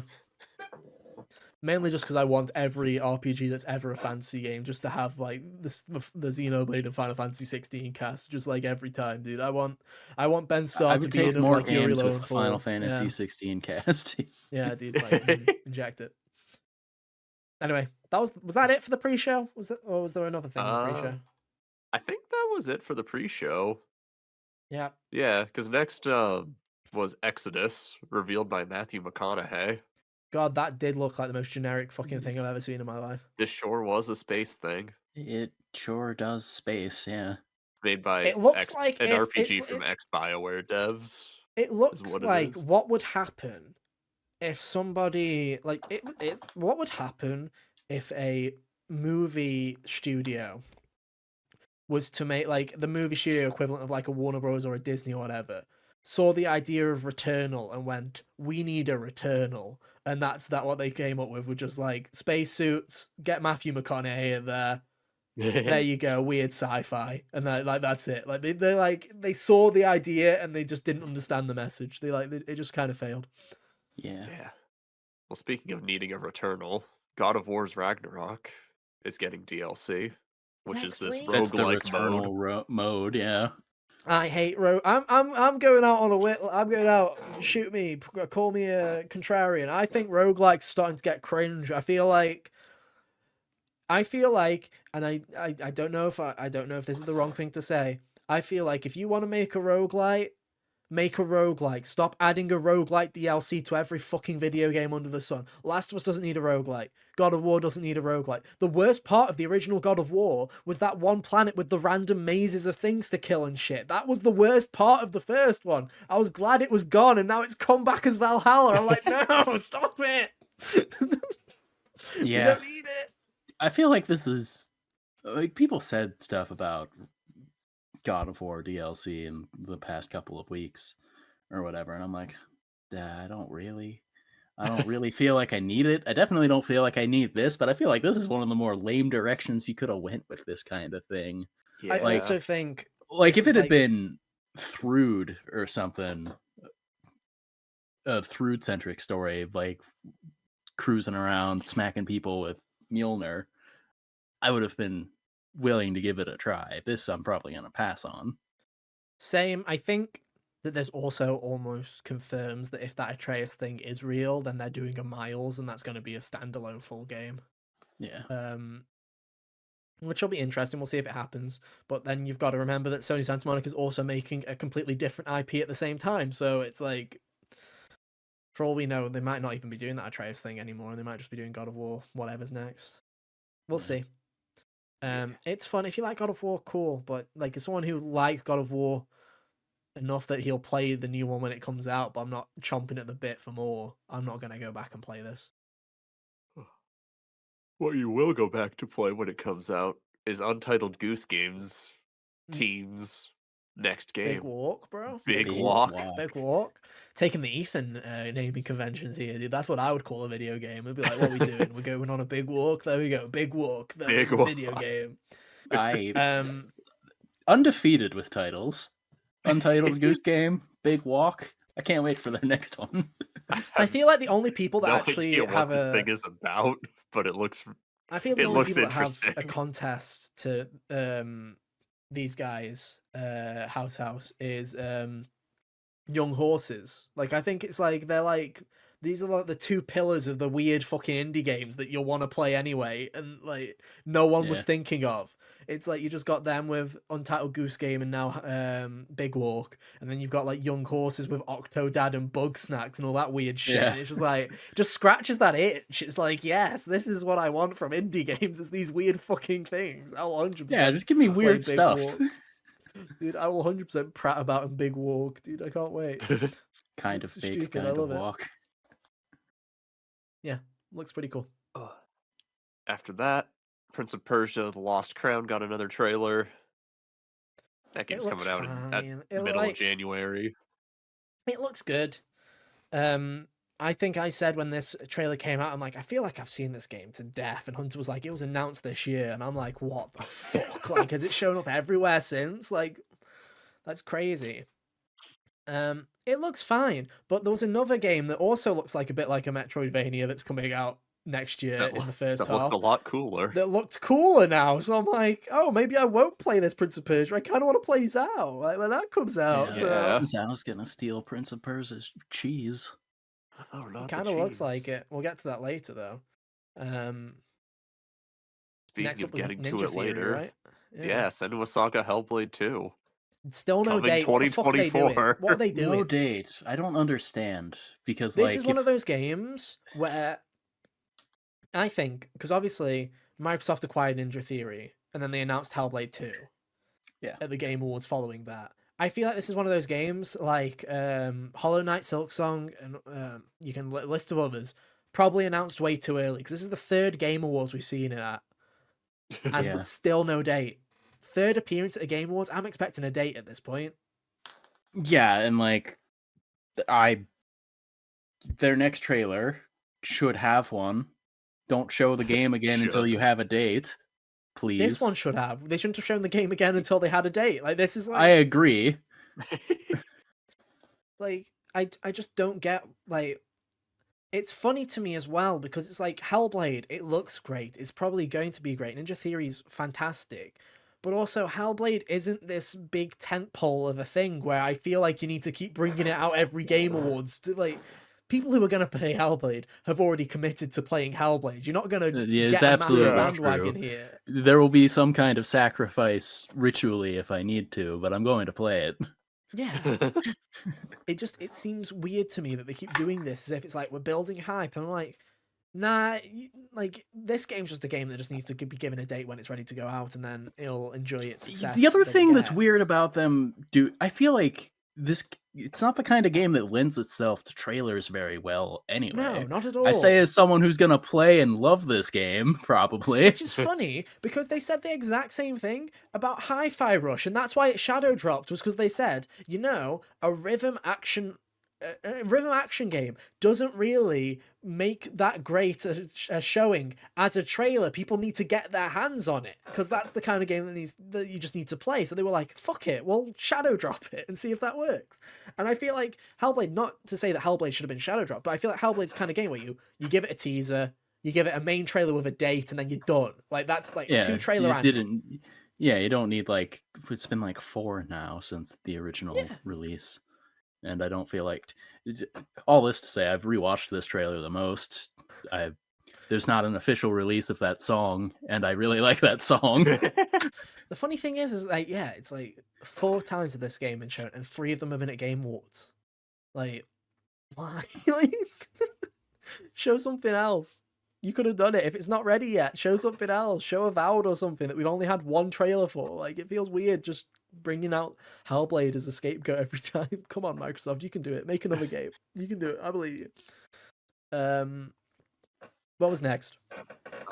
Unseen revealed Kamuri. Kamuri, which is the game from Ikumi Nakamura, who worked on Ghostwire. Formerly you might know him more from this little Gameworks. tiny game called Okami that people not like, that weird little cringe thing. It looked really, it looked really cool. I see that she's doing the kind of, I'm not gonna lie, it kind of looks like she's gone home and gone, this is what I wanted Ghostwire Tokyo Yeah, to that's be. what I was thinking the whole time I was watching this. I was like, conceptually, this looks like what if Ghostwire Tokyo was good? It's got like the yokai and stuff in it anyway. Yeah, it's got so the it's like, it yokai just and the real looks, world and stuff, except it yeah, seems like, you know, it seems like it might be taking the more intelligent route, which is it's not DEFCON 5 at the beginning of the game. It's like they're just kind of permeating the world. it kind of, yeah, it looks, I really liked it, to be honest. I really liked the trailer, and that teaser It's got a trailer cool had me visual more style. interested than Ghostwire Tokyo ever did. So I was like, Yeah. okay, I'll definitely keep up with that. I hope that it's not even got a publisher yet, so that game was way off. Like, we're talking 2028 probably, but you know, Yeah. hopefully it'll be cool to see when it eventually shows up. Yeah. Next up, the Ori team revealed No Rest for the Wicked. You did say this was from Polygon, right? We did say that this is, we were getting this from Polygon, so thank you, Polygon. Yeah. But yeah, No Rest for the Wicked, good title for a video game. I like that. It is a good title. Yeah. It's a really cool logo too. Reminds me of Lord of the Rings. Yeah. And I thought the game looked interesting. It's not my jam, but I can see people liking it. Yeah. And then you had the Sega trailer, which was Sega announced a bunch of shit. Sega decided to. Well, we already knew. Let's be real here. We already knew from the leaks that Jet Set Radio and Crazy Taxi were coming back. We already knew those two were in development. We've already seen Jet Set Radio because it was part of the Persona 3 leak as well. So it's like that one we definitely knew was coming. It was cool to see the official footage though, because it looks neat. But yeah, so they are returning. Jet Set Radio is returning. Shinobi is returning. Golden Axe is returning. Streets of Rage and Crazy Taxi are all coming back with new entries or reboots or whatever have it. And Sega have also stated that a lot of the original creatives behind these franchises are working on these reboots. It's not just them rebooting them by name. Jet Set Radio has a lot of the well, at least some of the creatives behind Jet Set Radio working on this new Jet Set Radio. So it's pretty cool. That's neat. I think it was really funny that for a bit we were like, is this their quadruple A game, their mega game or whatever? Yeah, their super game, and then to be honest, and then we just started hearing we started looking at like all of their hints there because there were Sonic sound effects. Then I saw the license plate that said Crazy Taxi, and then we threw out something else too. And I'm like, I think there was like a Shinobi arcade cabinet in there. Yeah, that was like the and zoom up to it before. I think it was really funny that there was genuinely a part of me that was like, I wouldn't not be shocked if Sega's idea of a super game was just literally just putting all of their fucking games into a game and going Lamau, like genuinely. So I'm like, yeah, into could the have been. Sega-verse. Turns out Sega's super game is just, here's a bunch of franchises we don't know if we can sell for full price. We're just gonna put them all in one mega game. You see, that's what you have Yakuza for. True. I feel like you could get away with just shoving the rest of your games in Yakuza. It's that or Monkey Ball. There. Where is Monkey Ball? What the fuck? Where's Monkey Ball? Remember when they put Kiryu in a Monkey Ball? That was funny as fuck. That was funny. Yeah. All I remember, I don't even remember what the name of that game was. All I remember is Kiryu in a Monkey Ball and the theme tune just saying hello, hello like 6 million times, then banana. I was like, that's the greatest fucking theme tune I've heard in my life. Why did I ever buy that game? I should go look up how much that's probably cheap now. I want probably that. super cheap now. Yeah, I want Monkey Ball. Can't remember what it's called. I think it was Banana Mania. I think. Yeah, Banana Mania sounds right. And the theme tune was just hello, hello, hello, hello, banana. I love that. That's so good. I'm putting off talking about Dragon Ball because I don't give a shit. But you know, like there you go. Hey. Kyle, let's you speak jazzed about for the new Tenkaichi game, Kyle. Yeah, you excited? I'm looking forward to it. It'll be a nice change of pace to have like an arena fighter back. Yeah, an arena 3D fighter. Rather than just like, I liked fighters, but you know, I grew up on the. It's Budokai kind of the games. same as the 3D rest arena of fighters the... are what I think of when I think of Dragon Ball. Yeah, Fighters is just kind of the same as the rest of the Arc System games with Dragon Ball Z applied to it. I feel like the Tenkaichi games, because I didn't play the Budokai no Tenkaichi that much, but I felt like they were very unique in the way that, you know, they were constructed. Like, aside from Jump Force, nothing else really tried to do that, and Jump Force didn't do it very well. So I Yeah. could probably get it pretty cheap physically, but I don't want to own a physical copy of Banana Mania, so we'll wait Oh for my that digital god. sale, bro. Dude, I don't want to be put on a list of being a Banana Mania fan, you know? I don't want the FBI knowing that. you don't want the FBI to know that you're a banana maniac? Yeah, dude, I don't want them It's to the know hints have that I always want. been there, Ethan. You've had bananas in your background for most of the year. Wow, This yeah, is the just the hint. natural progression. This is the whole time, the whole time. Glory to Master Koga. This is your villain arc. Speaking of villains, Dead by Daylight spin-off. The casting of Frank Stone was announced, which is basically Supermassive Games are teaming up with the folks that create Dead by Daylight, which I'm trying to remember what they're, Behavior Interactive, to make a single-player narrative game like Until Dawn set in the Dead by Daylight universe, which is an interesting concept. Yeah, I'm it's a sure cool if you're concept. if you're a Dead by Daylight fan, I'm sure you're gonna probably have a fun time here. I'm mildly curious to what the actual Dead by Daylight universe is, Well, you see, considering I conceptually, can, yeah. it Well, is just seems to be Doesn't it have Nicolas horror Cage? monsters.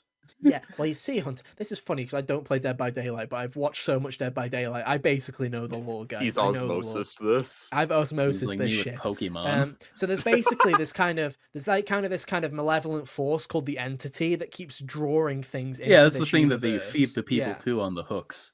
Yeah, yeah. So it draws these killers and stuff. So the idea of this is it's not necessarily taking place in the entity's realm, it's taking place outside of it, but it's telling a story of, my assumption is this game's going to come out, and at the same time the killer in that game is going to enter the world of Dead by Mr. Daylight. It's going to Frank be like a Stone cross here, yeah. promotions kind of thing. But it's kind of telling the story of one of their original horror characters, which I think is interesting, to be honest. Like, Yeah. I don't, Dead by Daylight isn't my jam. Repairing generate, I'm not, to be honest, if I wasn't such a horror fan, I probably would have tried it, at least, but it's not my jam. But I like the thing that I like about it is, unlike, say, Blizzard with Overwatch, where people want them to do anything else, like make an anime, do something, tell a story in this world, and they go, no, have a comic once a year, you little fuck. At least Behavior's like, oh, hey, Supermassive, do you want to make a horror, like a Until Dawn with, like, in our universe? That's a cool idea. I like it. Surely it'll be better than Behavior's Silent Hill thing that they've been doing. 100%. And I'm hoping also that Supermassive have a bit of a hit and miss track record as well. But when they're not doing Dark Pictures games, they seem to make good ones. So hopefully this will be a good Yeah, one. people seem to like the ones that get, a little bit of time leading up to them a bit And they've been more making than- this for a while, I think. So Yeah. This doesn't feel like the kind of thing that just comes out of nowhere. yeah, fingers crossed it's good. We'll see. Fucking next up, random things that we thought wouldn't happen. Yeah. There's another one. Mana is back with Square Enix making a new Mana game for the first time in fuck knows, called Visions of Mana. And it's coming in 2024. So if you guys were thinking, 2024 is looking pretty great, but there's not enough JRPGs in it. Well, there you go. That's another one for you. Trials of Mana was out in 2020, but that was a remake. That was a remake, yeah. I don't know when their last original one was. I'll have a look. Kyle, what was next on the list? Rise of the Ronin got its release date, March 22nd. This was a good trailer. This game looks really freaking cool. I remember when they showed this the first time at one of the State of Plays or something. I was like, it looks kind of cool. Sure. And this one, I'm like, oh, I'm down to play this now. Oh, same. At one point, the man parried like a flaming arrow, and his sword got the fire properties of said flaming arrow. I was like, oh, that is rad. Yeah. I don't know. This game doesn't do anything for me, but I think it looks pretty cool. So I was like, I vibe with it. It's I'm sure you guys will, if you play it, you'll have a great time. I'm sure. Yeah. Looked like fun. But it'll be fun, mate. It'll be fun. I'm trying to. How's your day going? Well, it's it's sure going. if we're talking about they've done a load, but not all. Like they've done like iOS games and stuff like that. If we're talking about an actual I'm talking like game, full actual release. vision, Yeah. then the last game I can find, I believe, is a game for the Nintendo DS called Heroes of Mana, released in 2007. So it's the first new one since 2007. Wow. Because Rise of Mana was for iOS and Android and Vita, but that's fuck, who cares about that shit? Yeah, the Vita's not real. Yeah, can't hurt you. That was the Persona 4 machine. Yeah. But yeah, and that was in a sub-series, I guess, if you want to count. Like, yeah, it seems like Mana's a lot more complex than I thought. But yeah, basically, if you're an iOS, if you played the spin-offs, then including mobile games, it's been a 10-year wait. If not, it's been since 2007. So there you go. You can work that out for you. There you go. Yeah. Long time since a new Mana game. You guys have fun. Or play Rise of the Ronin. You know, your choice really. Two sides of the same coin. They're the same thing. They're the same thing. Oh. March 22nd. Good date though for Ronin, to be honest. Yeah. So yeah, keeps the ball rolling. Only game I can think of that's coming out in March. Princess Peach Showtime. You little. Oh right. You little goober. The real game of the year. I couldn't remember if they had to like. I thought that was April. Month attached no, but it's to March. It, it's March 18th, I believe. Spring. Oh. Yeah. Don't ask me why. If that is the actual date, don't ask me why. I think you're right, actually. Don't ask me why I have the date. No, it's the 22nd. It's the same date. Oh, double feature. Barbenheimer, let's go. Oh, I love the podcast. They're gonna sword fight each other. The podcast anniversary double feature featuring Nintendo and some kind of violent random game action continues. Yeah. I'll play Princess Peach Showtime. I'll take one for the team. Okay, let's get this over with. Next up, Hideo Kojima. The Kojima show. The Hideo Kojima show featuring Jordan Peele. Kojima teases his Xbox project, which, shocker to no one, is announced as OD, which, if everybody knows, the leak has been forever calling that game Overdose. So, congratulations, guys. It's Overdose. It's Overdose. It looks like he's... Well, here's the thing. All we know is he came out of a door. Yeah, and that door looked like the PT door. Yeah. That's it. That's all we have. Because apparently people were talking about the trailer, and obviously they've got the people in the mocap suits saying those lines. And I don't know if this is true. Again, I could be talking about my arse. I found this on Twitter, so it could very much not be true. But the lines of dialogue that they're saying is apparently what they get people in mocapture suits to say so that they can get the facial animations right. It's one of those things that gets all of the it's like the quick brown fox jumped over the leg, lazy dog. It's like one of those. It makes every sound that your mouth will make. Yeah. So it's like, so even that's fucking pointless then. So it's like, here's the thing. I like Kojima. I like him. He's a nice guy, right? I think he makes funny tweets sometimes when he says a film's bad by just saying he watched it. I like him. But I'm kind of sick and kind of tired of this kind of artiste, kind of visionary bullshit, praise him on a pedestal kind of shit that we do, especially at the Game Awards, because I love Hideo Kojima, but Hideo Kojima is not the only person that made Metal Gear. He's not the only person that worked on any of those games. Yet everybody acts like he's the only fucking person. Everyone acts like Hideo Kojima wrote, fucking scripted, fucking did the gameplay, made all the cutscenes himself, wrote the music while he was on the toilet. Like the man tried to leave the series like 4 times, and they wouldn't. And Konami wouldn't let him. The audience wouldn't let him. That was specifically he was going to let the new team at the time make Metal Gear Solid 4, and people got angry because they're stupid. Yeah. I'm sick of it. I'm genuinely sick of it because I feel like everybody's fine with other games, with other, like people. No one's like when we see Aonuma on the stage, no one looks at him and goes, "That's the guy that makes Zelda." He only him. He's the only guy that fucking makes Zelda. No one goes, "Zelda man, Zelda man." That's him right there. No one does it. But every time people bring up Hideo Kojima, it's like he's a visionary. He's an artist. He's the only fucker that made these games. He did it all himself. I know. Like it's like it kind of.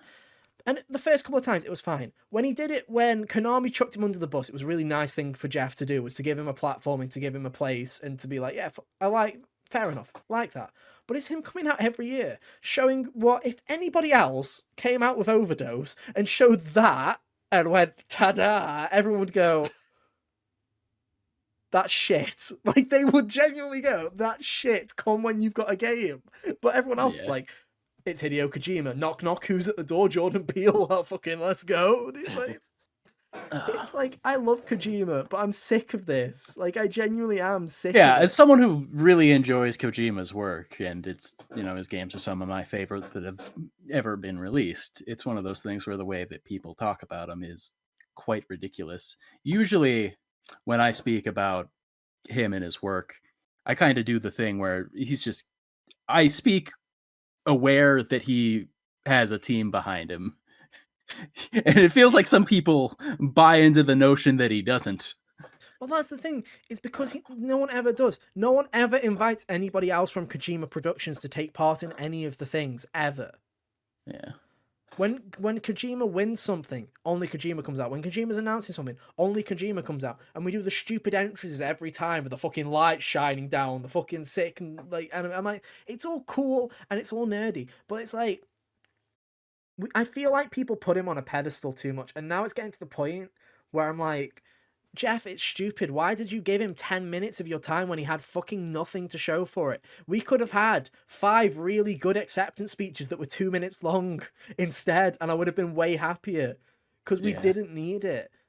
We just don't. You could have just played the teaser trailer that was 60 seconds long. Go Overdose, like a game by Hideo Kojima, and then he goes, can't wait to play it, and then we move on. We don't need the who's that behind the door? Oh, it's Kojima again, because he's always here at the Game Awards. I don't know why we act surprised. Like, I feel like Jeff pays for his flights every year. Like, genuinely, like, it's like, I love that hard drive article title that's just like Game Awards is just an excuse for Jeff to hang out with Hideo Kojima. It is. It genuinely is. And I get that there's a friendship there, and I'm like, it's got to a point where it's just like weird now, where I'm like, other people make these games. Yeah. Like, no one ever goes, oh, I can't wait. Like, people I can't wait to see what the Zelda team comes up with, or I can't wait to come up with what Guerrilla's working on, or something like that. But everyone goes, I can't wait to see what Hideo Kojima does next. Not Kojima Productions. It's always just Hideo, and he's great. I love him. He's fantastic. But Jeff's fascination with him is it's getting too much. It's getting too much, dude. It's stupid. It's funny too, because it feels, I know Keeley has like a spot on his podcast or whatever, but maybe it's only because I'm only viewing the Keeley's end of this. It feels one-sided. Yeah. Like, Kojima's buddies with Jeff, so he's just always coming down to be like, hey, hi. But he wouldn't be bothered at all if Jeff didn't ask him to show up. Yeah, but like I say, we don't need this, and especially now that it's like, that is just like, this game is miles off. Like, this game's even further off than Death Stranding. We'll get Death Stranding 2 before we get Overdose. Yeah, and it's like, we don't need this, right? Like, Kojima, take a year off, go and get ready for Death Stranding 2, because it'll probably be 2025. Go get ready for that. We don't need it, and show us something. Show us something. Like. It seems, like I say, it seems kind of bizarre. And I think there are better ways to do it. It's like, I even preferred, I know this is coming up a tiny bit later, I preferred the way they handled Blade than this. But, we'll see. Anyway, Jurassic Park Survival, that's a video game. Dinosaurs. Of all the weird little licensed games to pop out of the Jurassic Park IP, I think this one looks like it'll be better than most of them. It looks like Jurassic Park Alien Isolation, and that's a good idea. Where it's like, be chased by don't get me wrong, I love like the park sim kind of games that they make, not the Jurassic World Evolution ones that Thingy made. I haven't played them, but like there used to be, I can't remember what it was called, there was a Jurassic Park game on the PC where it was basically Roller Coaster Tycoon, but Jurassic Park dinosaurs. And I loved that game. That game was fantastic. I used to play it on my friend's PC. It was fucking sick. I loved it. But like that's the only good Jurassic Park game I think I've ever played. So it's like, oh, someone doing something different. That's kind of cool because I feel like the Evolution games were just let's make those park sim things, but more realistic. I'm like, you kind of lose some of the charm doing that. But And yeah, it's a perfect thing because like raptors, at least as far as the way they've been portrayed by media, have always been portrayed as super intelligent and probably a handful to deal with. yeah, So definitely. So yeah, that'll be interesting. And then Black Myth Wukong was shown in a new trailer, which is a game we've heard of before. And also, if we want to talk about haha, Jeff showing games that have got a controversial development studio behind them, it came out by IGN just a couple of weeks ago that apparently there's been some massive issues with the developer of this video game and stuff like that. no. Which I'm not going to just spout nonsense because I'm not going to lie. I'm not fully educated on the topic, so I'm not going to spout what it is. But I know Rebecca Valentine at IGN did a whole article on it, I believe, if I'm remembering correctly. But of course, shows up at a Keighley show. He's perfectly fine. No politics, but I'll show trailers from fucking studios that allegedly are doing not so great things. Yeah. And even when I saw it, I was like, sorry, bro, but that other samurai game that was earlier looked better. So I was like, and that's out in March. So no love lost on that one. yeah. Oh, here we go. Oh, your favorite. Again. Yeah. Has a release date, but still no reply to reports of sexism. There you go. So yeah, I don't know. Compiling numerous sexist comments made by the studio's founders and other developers spanning the last decade. That's lovely. Oh no. Well, now I'm less excited about that because I thought the trailer looked cool, but yeah, I just remember I'm like, I've heard this name recently and I don't know why. And then I looked into it afterwards and I'm like, oh, Keighley's done a Keighley again. Lamau, that's so funny. Well, it wasn't for good reasons. Anyway, if that wasn't bad enough, then Suicide Squad got another trailer. So your favorite. Fully lost. I think the quote I used was, "If I'm still as depressed as I am now, I might actually pick this up," which is a bad sign. Like that's not good. If he was like, my mental health's pretty low right now, that I'm considering Suicide Squad. Like that's bad. We're not doing that. God, I wish this game was anything other than what it is, dude. Like, just if it was a single player Suicide Squad game, I'd be fine with it. But if it was multiplayer and the characters were unique to each other, I'd settle for that. No, but it isn't. We'll see. I honestly, I would be the happiest person in the world if we get to February and the reviews come out and it's an actually amazing game and everyone's like, "Oh my!" Like I'd be the happiest person in the world. I would feel like I was being gaslit. Yeah, I wouldn't believe that. I'd probably buy it and then go, "I've been gaslit." But I'd love to be proven wrong, but this game's been stuck in dev hell for so long that I'm just like, so long. Warner Brothers continuing to just push down the line of single player is not what we're doing anymore. It feels like a game where it's coming out the same time as Persona and Final Fantasy, and if I wait till after I've played those two games and then maybe pick it up, I feel like it will already have gone down in price. I feel like it's going to be one of those games by like half. Yeah. Well, it's coming out the same day as Persona, isn't it? Yeah, exactly. And I don't have time for both. What a shame. Yeah. I guess I'll pick Persona. What a shame. Oh, but Kyle, if I give them like $100 instead of $70, I can play it 3 days early. Wow, what a deal. Oh, so true, bestie. Warframe gets an update. I don't care, so I'm going to move on from that. Yeah. Assassin's Creed Origins, the performance capture, the voice and performance behind Bayek, he's founded his own game studio and has made a game called Tales of Kenzera Zhao, which basically looks like a much better fucking Prince of Persia game. Like, it just looks like the better version. Yeah, it looks like Prince of Persia, and the way he's speaking about it sounds like the story might be emotionally eviscerating. It's only $20. $20. I've looked it up. Rad. It's like £16 in the UK. I'm like, what the underselling that? Sick.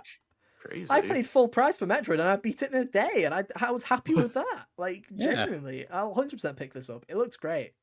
It looks really cool. It was one of the highlights for me, definitely. I was like, wow. Like when he was talking about how it means so much to him, I'm like, this is gonna be a really emotionally impactful game, I'm for sure. But I was sitting there, I'm like, when you're hoping for something, you're like, please be good, because I'm like, you've put a lot of work into this, and I'm like, I don't want Yeah, to not clearly it vibe means a with lot it. to him. It would be I'm a like, shame oh, if the please be game was good, please like, be good. I'm like, It yes, it looks good. Yeah. Thank God. So yeah, that's cool. Don't Nod announced that they still don't have the rights to their own IP in Life is Strange and made another game instead called Lost Records Bloom and Rage, which looks like Life is Strange.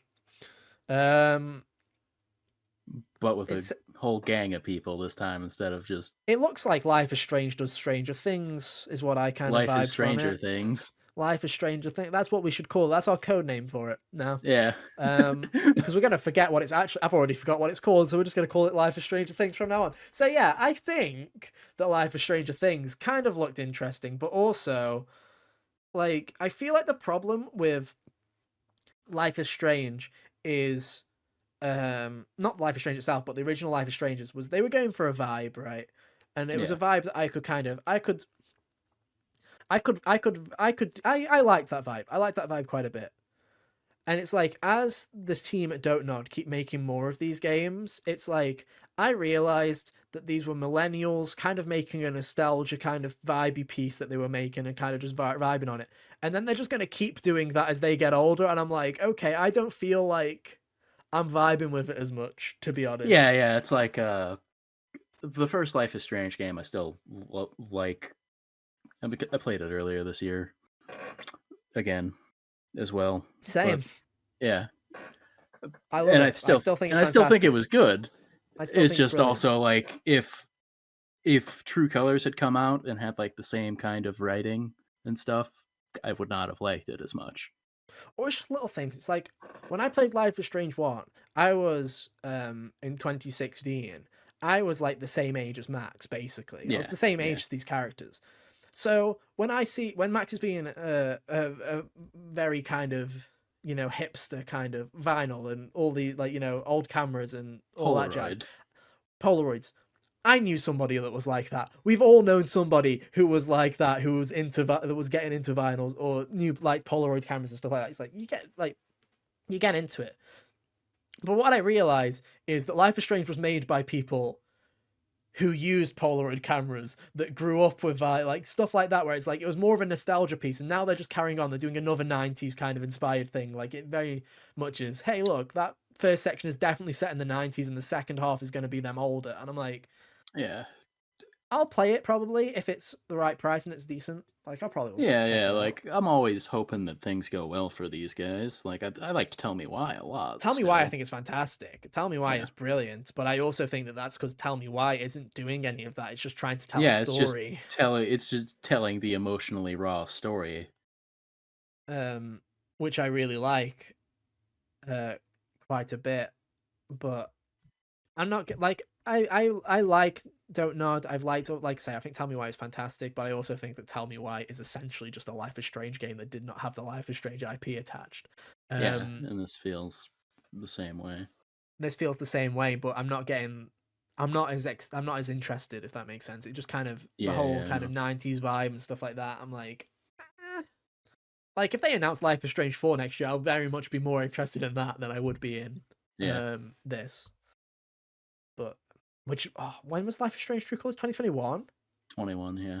That's a possibility. We're back in that territory, boys. We're back. Territory. We're back, baby. We're so back. Where's Deck 9, baby? We need that Life is Strange 4. Ugh. But yeah, it looked fine. I can't. We've got to the part of the show where I don't remember this at all. Cal, do you remember the first Berserker? Because this is the DNF game. Fuck. Oh yeah. I was like, yo, his haircut looks kind of like Ghostblade. Oh yeah. This was definitely the part of the show where I was starting to zone out. No, I don't remember this. No, I remember this happening. Oh no, I'm starting. You said something like, "Does every game need to be a Souls-like now?" And I still stand by that. Moving on, Final Fantasy VII Rebirth. No, I'm kidding. Yeah, it looked fine. But again, nothing that was blowing me away. Really, we're at the second part. We're second half slumming it right now. Really. Yeah. Thankfully. Anyway, Final Fantasy VII Rebirth theme song revealed. Turns out there's an actual theme song to these games. It's not just the menu music. That's kind of crazy. You learn something new every day. Again, I feel like I nailed that prediction where I said that there'd be another Final Fantasy VII trailer that probably shows too much, and I feel like I stand by that statement. I've not rewatched this because I feel like I've not rewatched too much. this. I've not watched the longer version that they put out after the show or after the announcement. I've looked at their cool little key art with everyone overlooking the canyon or whatever, and that looks cool. Yeah. But again, it's like, I don't need more of this. Why do they always do this? Square does this every fucking time. What's their problem? They just show way too much. Because here's the thing is, I know what's going to happen. They're going to release a demo as well in January. So it's like, I know what you do, Square. You do this every time. Like, it's going to happen. Like, you don't need more of this. Everyone's going to play the first hour of this game a month before it comes out anyway. Stop fucking teasing shit that we don't need. I'll just wait to do it. I'll do what I did with Final Fantasy 16, where I play it like the 2 days before the game is coming out. They literally told us in interviews where the game was ending, and the smart fuckers were like, "Let's play some of that in the trailer. Why not? Let's get there. Let's play." I'm stupid, fucking stupid. Someone needs to go to Square Enix and tell them how to make a trailer, like genuinely, or not even how to make a trailer. To stop oversharing within your marketing cycle. And can you tell Atlas? Because I feel like Atlas is starting to do that as well with their trailers for stuff like Reload. Like genuinely, like please stop. JRPGs need to stop showing everything in trailers. Anyway, at least with that one, I feel like you have to go and like look for that rather than it being just thrown at you a bunch. Don't worry though, guys, because we're all going to get into Apex Legends because there's a Final Fantasy crossover in the biggest. Who fucking asked for this crossover? Like I said, my description of I think my reaction was that if we drew this as a Venn diagram, it would be 2 separate circles. Yeah. And I still stand by it. Yeah. Like genuinely. Like this got written down as a war crime. Yeah, it did. Yeah, it deserved, to be honest. It would have also been a war crime if it was Fortnite, but I feel like Fortnite would have made more sense. Like, Fortnite, I'd be like, oh, that's a war crime, but also I understand. This is a war crime, and I'm like, I would have expected you to put them in Call of Duty before Apex. Like, I'm like, I've got like a hierarchy. Vincent next to Alucard. Anime Alucard, not Castlevania Alucard. Yeah, I was like Alucard. Yeah, I was like, I like probably put him in Fortnite, probably do a weird goofy Fall Guy skin under that, and then I'd put like Warzone because they did Tomb Raider at one point. Oh my god, a Fall Guy skin where they just look like the boxy PS1 models. That'd be fantastic. To be honest, that'd be pretty sick. Oh, that's free money right there. It's a great idea, Epic. It's too bad you laid off most of the Fall Guys team. Don't worry, Fall Guys won't exist in 6 months. It'll be a world in Fortnite because you'll find it all on Fortnite, like Rocket League. Or you can come play Final Fantasy 14. Where that'll be the only place where Fall it still Guys exists. mini games. Yeah. Anyway, Honkai Star That event Rail is still going, by the way. It hasn't ended yet. It's just part of the game now. No, Cal, it's not leaving. I thought I said this. It's never leaving. Is it staying? It's just part of the game. It's an on and off Holy thing. shit! So it's going to be a permanent game in the Golden Sorcerer. It just goes in and out. Oh, that's awesome. Play, yeah. Fall Guys is there forever. They're keeping it. Oh, that's incredible. Yeah. Thank you, Yoshi P. Thank you, Yoshi P. Yeah, which is where I'll probably live. I'm not gonna play your Final Fantasy 16 DLC. Because they've done like the Lego Fortnite, and every Fortnite skin has a Lego skin. I 100% am expecting them to shut down Fall Guys within the next year and make it a game in Fortnite, and everyone will have a little blobby skin equivalent, like there's a Lego skin equivalent. You know it's gonna happen. Fucking mark my words. Suck. Yeah, it is gonna suck. I don't disagree. You know what else sucks? Honkai Star Rail. Yeah, fuck. Why are there 2 of these? 3 of these, Hunter. And I know. We just haven't got to that one yet. And Genshin Impact. How come I don't remember most games, like even that I've played, but I will remember Honkai Star Rail, Genshin Impact, and Zenless Zone Zero? Why do I remember them? Like, stupid. I've not even played them. They're just like vexing thorns that go into the folds of my brain. Oh well. Anyway, speaking of shitty games, Skull and Bones finally got a release date for the 60th time. Place your bets. For real Will it this get time, delayed guys. for the 60th time? Let's find out. It's coming out on February 16th with a beta this December, if you feel. Round 1 pick feel for so the inclined. anti-critic draft. But was it fun? Right next to Suicide Squad. There genuinely was. There genuinely was a part of me that was like, you know, it'd be funny if we did in Fantasy Critic this year, if we did have one slot where the goal was to get the worst fucking game. But then I was like, no, it's way too easy because one person's going to pick Skull and Bones, one person's going to pick Suicide Squad. Yeah. And then it's like earlier this year when you guys had the Redfall and God of Rock thing back to back, I was like, we should just do a smaller side bet next year where it's like we pick 5 that we think will be bad. Not to it. You can do that yourself. You can throw yourself into the fucking pit. No, I mean separate just listing like from a separate the listing. That's that's a good idea. Yeah, that's why it would only be 5. Maybe pick 3 to start and like 2 that look real bad. We can call it the not gamers only draft league. Yeah. Anyway, Arcane Leon is making a Blade game. These are the guys that made this is the team that made Deathloop. Is making a third-person game about Blade, which is interesting. I think this is interesting for a couple of reasons. One is Arcane aren't known for making third-person games. So I think it's very interesting that they're making a third-person game. Person so far. It's an immersive sim, which is interesting because I don't know how well. I think this game has potential. I do genuinely think it has. Deathloop. I think the problem with Deathloop was that it kind of missed its mark on what it was trying to be. And the story was once you knew how to do everything, it was not interesting anymore. Whereas I feel like and you were being harassed by bad dialogue. And I feel like the idea of being a vampire hunter, and I mean a proper vampire hunter, not a Redfall vampire hunter, like being an actual vampire hunter in a version of Paris, as I feel like that this could be good. I feel like don't count them out. I think it could be a good game. How they managed to greenlight this is obviously very early in dev. It's not going to come out for multiple years. But the fact that they were making Redfall and starting work on this at the same time, I'm like, that's so weird, bizarre. Like, yeah, because until we knew it was Blade, we're like, no way they made 2 vampire games. Yeah, but and like I guess because it's an IP, it's a little less stupid, but it's still kind of weird.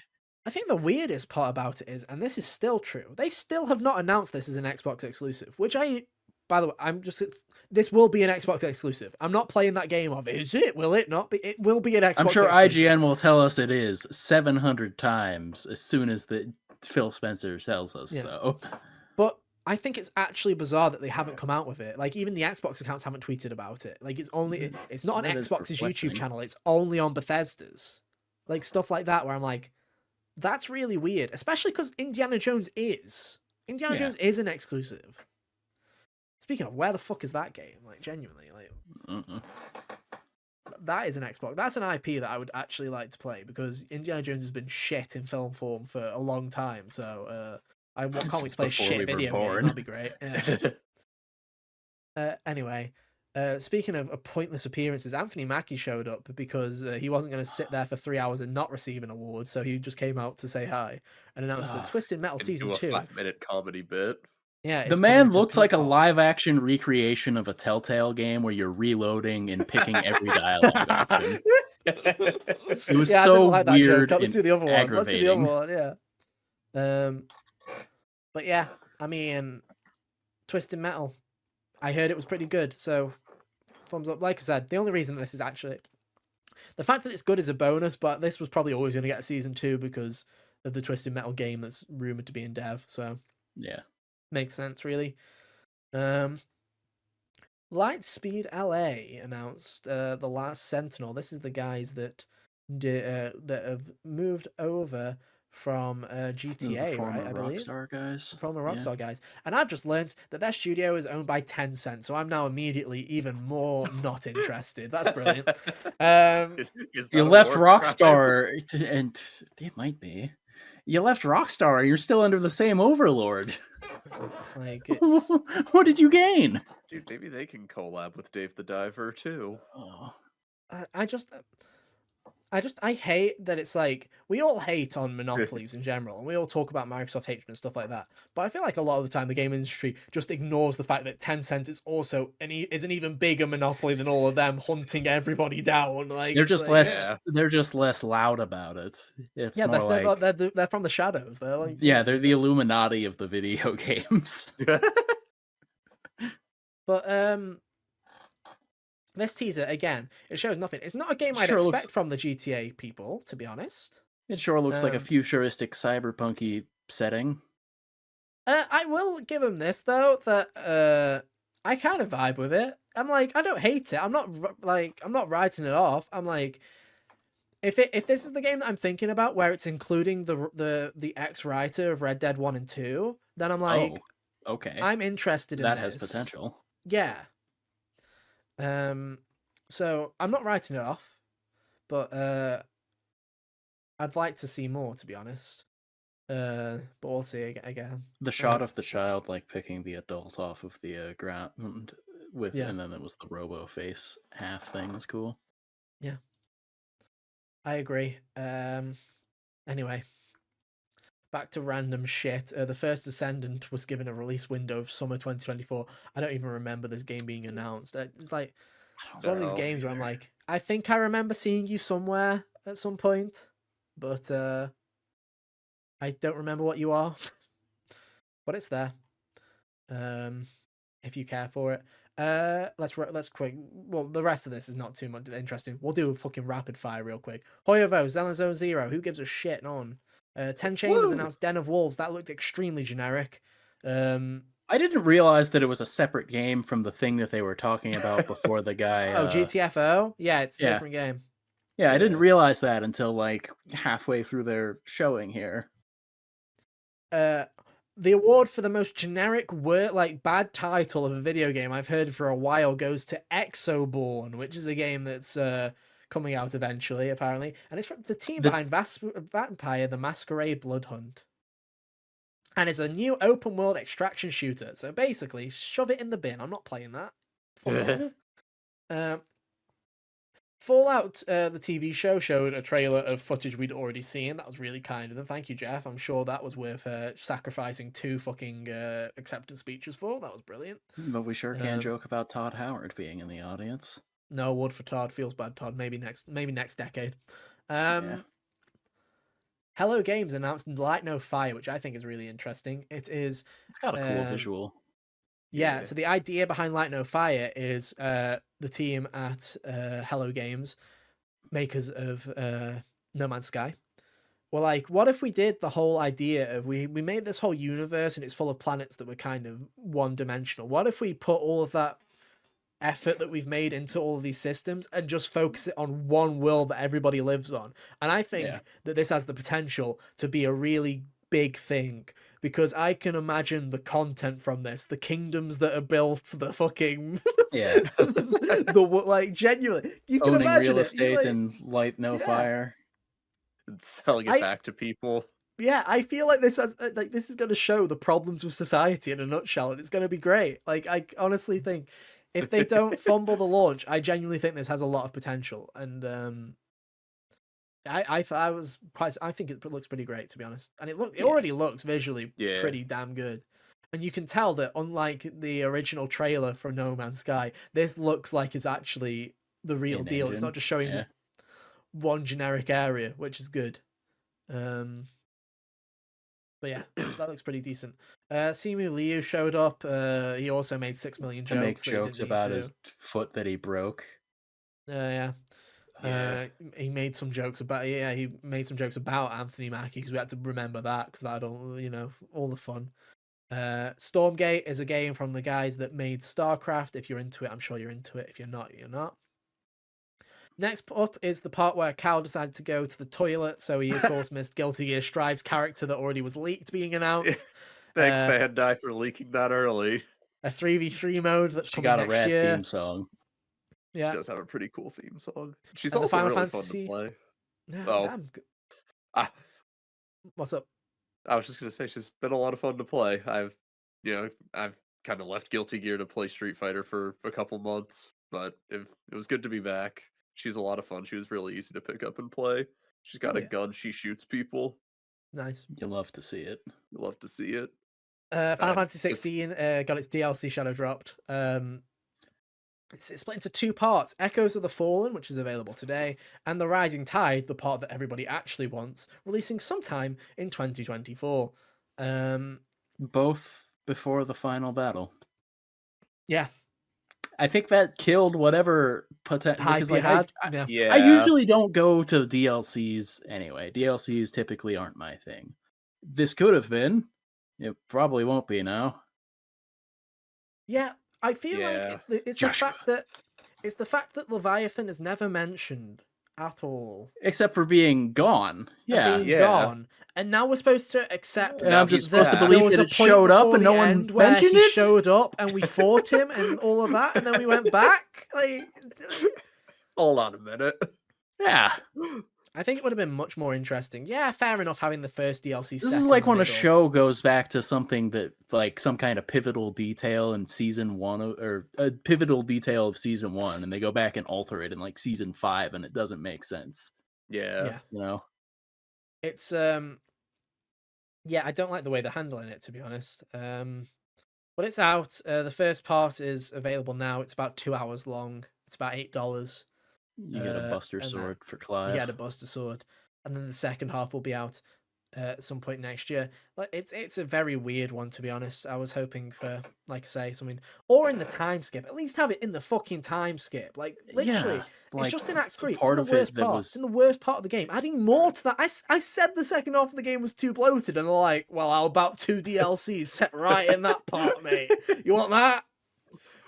Who likes the fucking shitty coloured skies? We do. More. We can make it bigger. 10 more hours of the world. I'm just imagining the giant paint bubble from SpongeBob. Yeah, dude, they were just like, oh, you know what?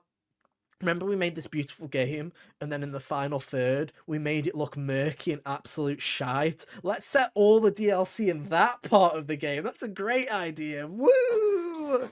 Like, oh my god. Fucking hell. Oh wow. Thanks, Yoshi P. Thanks, Yoshi P. Maybe 17. Maybe 17 will have better DLC. Maybe they won't do it. Maybe they've learned their fucking lesson. Be finished. I would claim that this is extra. Like, this isn't something I would. If this didn't exist, I wouldn't call 16 if we're making arguments, I think there was parts of the base game they could have fucking removed. Like, we could have. Like, Final Fantasy 16 is finished. This is superfluous. Anyway, X-Dice Dev Shooter the Finals is out now. It's a shadow drop for all those normies that care about it. A bunch of people apparently are jazzed about this game, but I don't care about multiplayer, and I don't care. Do you know why I don't care about it? Because instead of hiring actual voice actors, they used AI. That's why. Okay. Now I actively. Thanks, Jeff. This game smells. Yeah. Not a huge fan of that. And then the big final reveal was that Capcom's Monster Hunter Wilds was announced for 2025. Oops. Cool. It looks like it's the final. It's finally a sequel to World. Yeah. I predicted this last week. I wasn't expecting it to be the show closer. I also wasn't expecting it to be 2025. I was definitely. I feel like the way they were talking about how they were gonna profit on their next year or whatever. Which must mean there's something else. Yeah. Just every Resident Evil remake that people were asking for comes out next year. To be fair, I was talking to I have a friend I have a friend who's a massive Monster Hunter fan, and I was like, oh, you know, Monster Hunter this was like a month ago. Monster Hunter could be announced at the Game Awards, and I was like, he was like, yeah, but because we were talking about there's something before the end of physical year that was coming out that they think is going to make money. I was like, could it be that? And they're like, nah, Monster Hunter usually has about at least an 8-month kind of window from announcement to release. And so I was like, okay, that's weird. So in my head, I was like, okay, even if it is announced, it'll be fall 24. It'll be like November or December or something like that. And then now it's like not. I'm like, that's kind of bizarre. Oh, and Baldur's Gate 3 is out on Xbox now. That they forgot to announce it. Because they were shooing the people off the stage. Yeah, because they were shooing them off. They were supposed to, during one of the awards, they were going to announce it, but they forgot to do it because they were shooed off. Because Jeff is great at moderating his time. Thanks, Jeff. Allegedly. Thanks, Jeff. And that was it. Oh, and yeah, and Timothy Chalamet came out. That was like, hey guys. My favorite part of Timothy Chalamet. I like how he presented the Game of the Year award, probably because Miyazaki didn't want to fly back to continue the, Oh, that's true. That usually is the last year's winner that does it. It's usually the previous year's winner, and I'm sure that FromSoft was like, nah, we're good. Yeah. Wow, that's true. That's a good and point. Honestly understandable after someone rushed the stage while he was on there. Yeah, true. I also do want to give a shout out to Timothy Chalamet, the only celebrity that won. If you didn't know, he has a history before he was a celebrity. He used to make Xbox controller modding videos on YouTube, so he's a right little fucking nerd, that little dickhead is. So he deserves, if anyone deserves to be handing out an award at Game Awards, he does. Good job, Timothy. 2, he didn't mess about. He didn't come out and with his fucking clown nose on, going Hong Kong time to make some jokes. He was just like, it's because he hasn't been in a Marvel movie yet. It's not etched into his DNA that he has to make stupid jokes where they don't belong. He's my favorite. He got to the point. He knew what he was here for. He did the job. Good job, Tim. Good job. Love to see it. So yeah, overall, like I say, reveal's pretty interesting, especially in the first half. But my God, the awards. Yeah, if it would have just been a winter trailer showcase, I would have walked away from this substantially less annoyed. Yeah.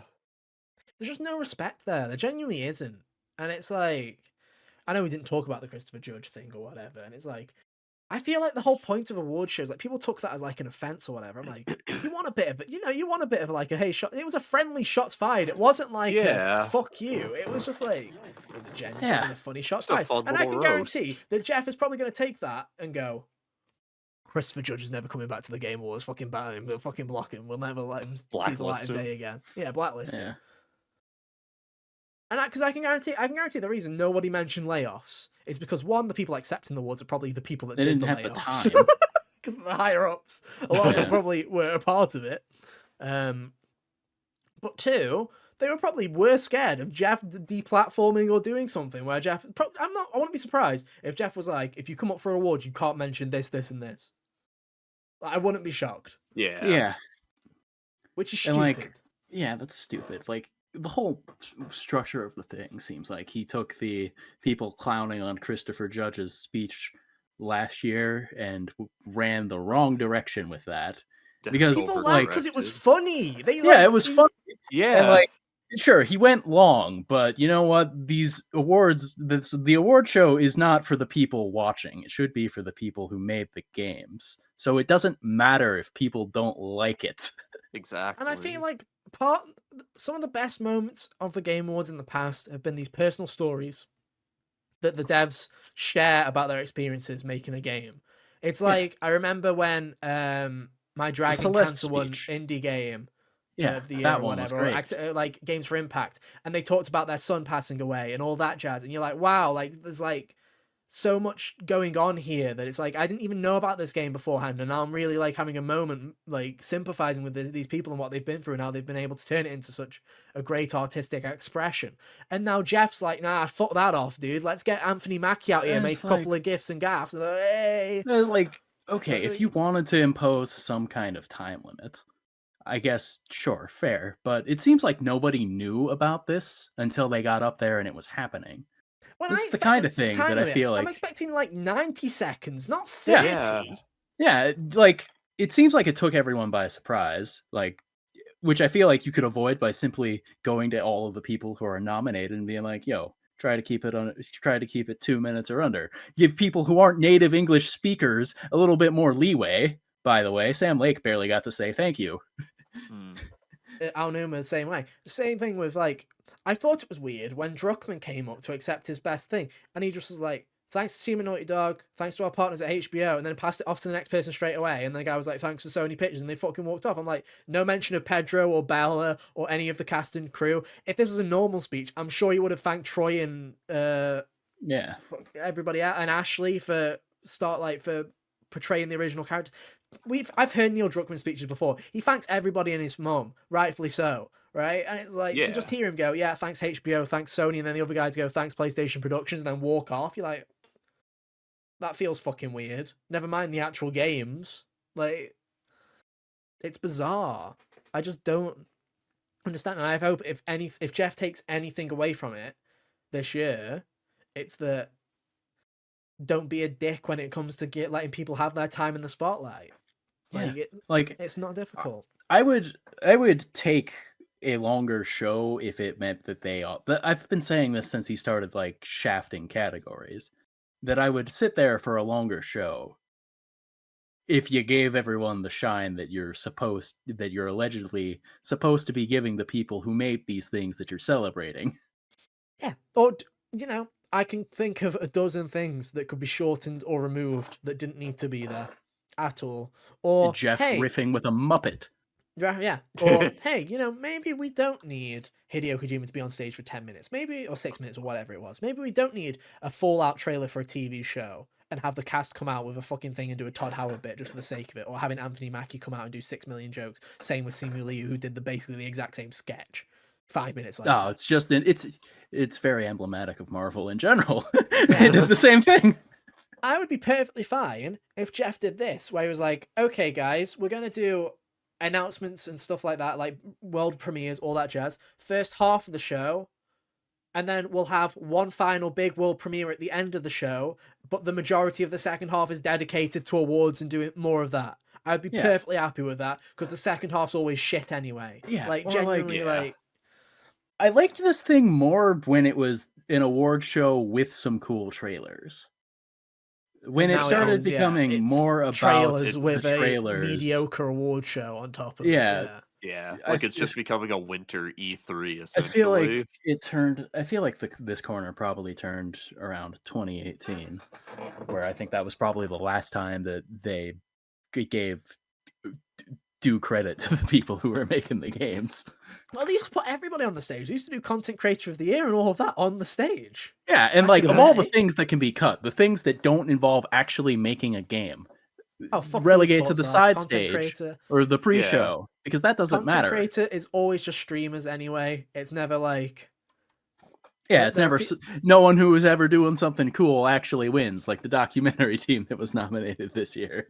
Yeah. Or it's always just a popularity contest. It's like, I think I like Iron Mouse. I think she's got a good platform because of all the stuff she does for charity and with her illness and stuff like that. But at the same time, she's an extremely popular streamer. Of course she was going to win that award. It was not a difficult, because because all the critics are going to go, I don't watch any of this because I'm a games journalist. And so it's a public vote. And there you go. Public figure wins. Good job. Esports, ditch it. Even esports people don't care. People that were nominated were like, I don't need to be nominated for this. Like, get me out of here. I don't even coach. Why am I nominated? Yeah. Like, stuff like that. Like, it's pointless. There's plenty of stuff to like. There are things where it's been better these past couple of years than it was in the past, especially with the number of ads that were not relevant in the slightest, that were just fucking, hey, look, here's Chic Hydrobot and shit like that, where it's like, this is just actual commercial advertising. He's gotten past not doing as much of that, and it being more, if there is a commercial in the break, it's a video game for the most part. But yeah, on the other hand, we were better at handing out the awards and giving people their time and their flowers. I would welcome back the Hydromet bot if we got to recognize the people making the games more. Like, it wasn't that bad. And one final thing, stop putting all these things in the pre-show. You can have a couple of awards in the pre-show, but don't put them all, and at least have someone come up and do it properly. Don't just start spouting shite off at the end. And 2, for the love of everything, can you give Sydney somebody that writes her some decent jokes? Because I always feel bad. She's great. She's a really good host, but they give her the worst fucking jokes and content to riff off of. Like, I think it's on purpose. I feel there's a conspiracy here that Jeff writes them to make him look better later on. Like, that's probably true. Alleged. Allegedly. Alleged human Jeff Keighley.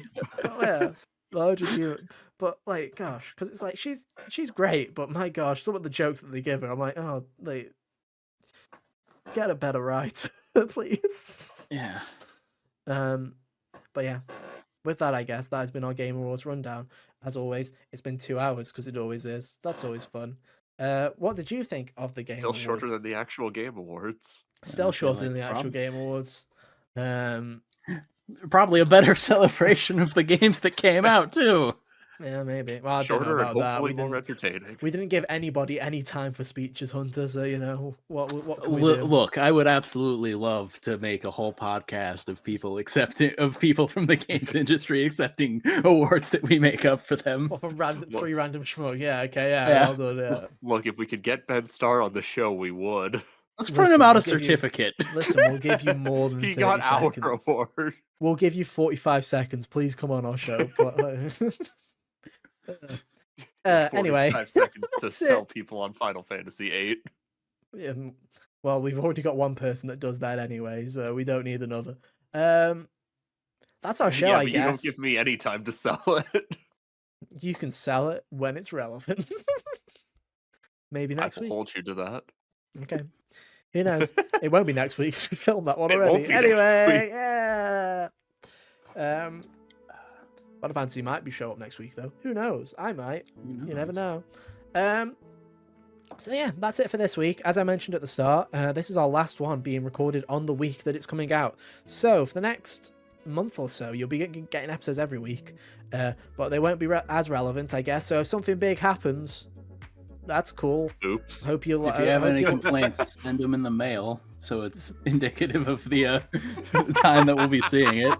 Leave a 20 in the envelope.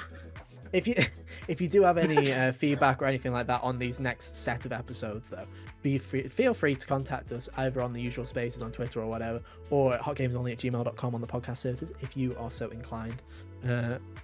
I honestly think you will not notice a difference. I genuinely don't. Like Probably you, not. if Unless anything, I always on the fact that I've got a bullet wound in my forehead now and won't next week. Yeah, guys, and then will again the following week. Too. Yeah, just guys, you don't worry. You don't need to tell Hunter to go to the hospital because he's got a wound that isn't healing. It's just we're recording him all in one go. But no, I think it'll be fine. Like I say, sometimes I think some of our weaker episodes are doing topics that are based on the week. Sometimes I feel like our more I don't know, timeless episodes, I guess is the way to talk, are some of our best. So our evergreen content is some of our best. So you'll have plenty of fun, and they'll still be relevant to the weeks. We'll be doing our Game of the Years when the Game of the Years are out. We'll still be doing everything, don't worry. And we'll be back just in time for video games. I promise you that. You won't notice. Maybe we won't even mention when it's back to being recorded on the week. We're just like, yeah, when was it? You'll never know. Yeah. Leave it a mystery for the rest of the time we're doing this.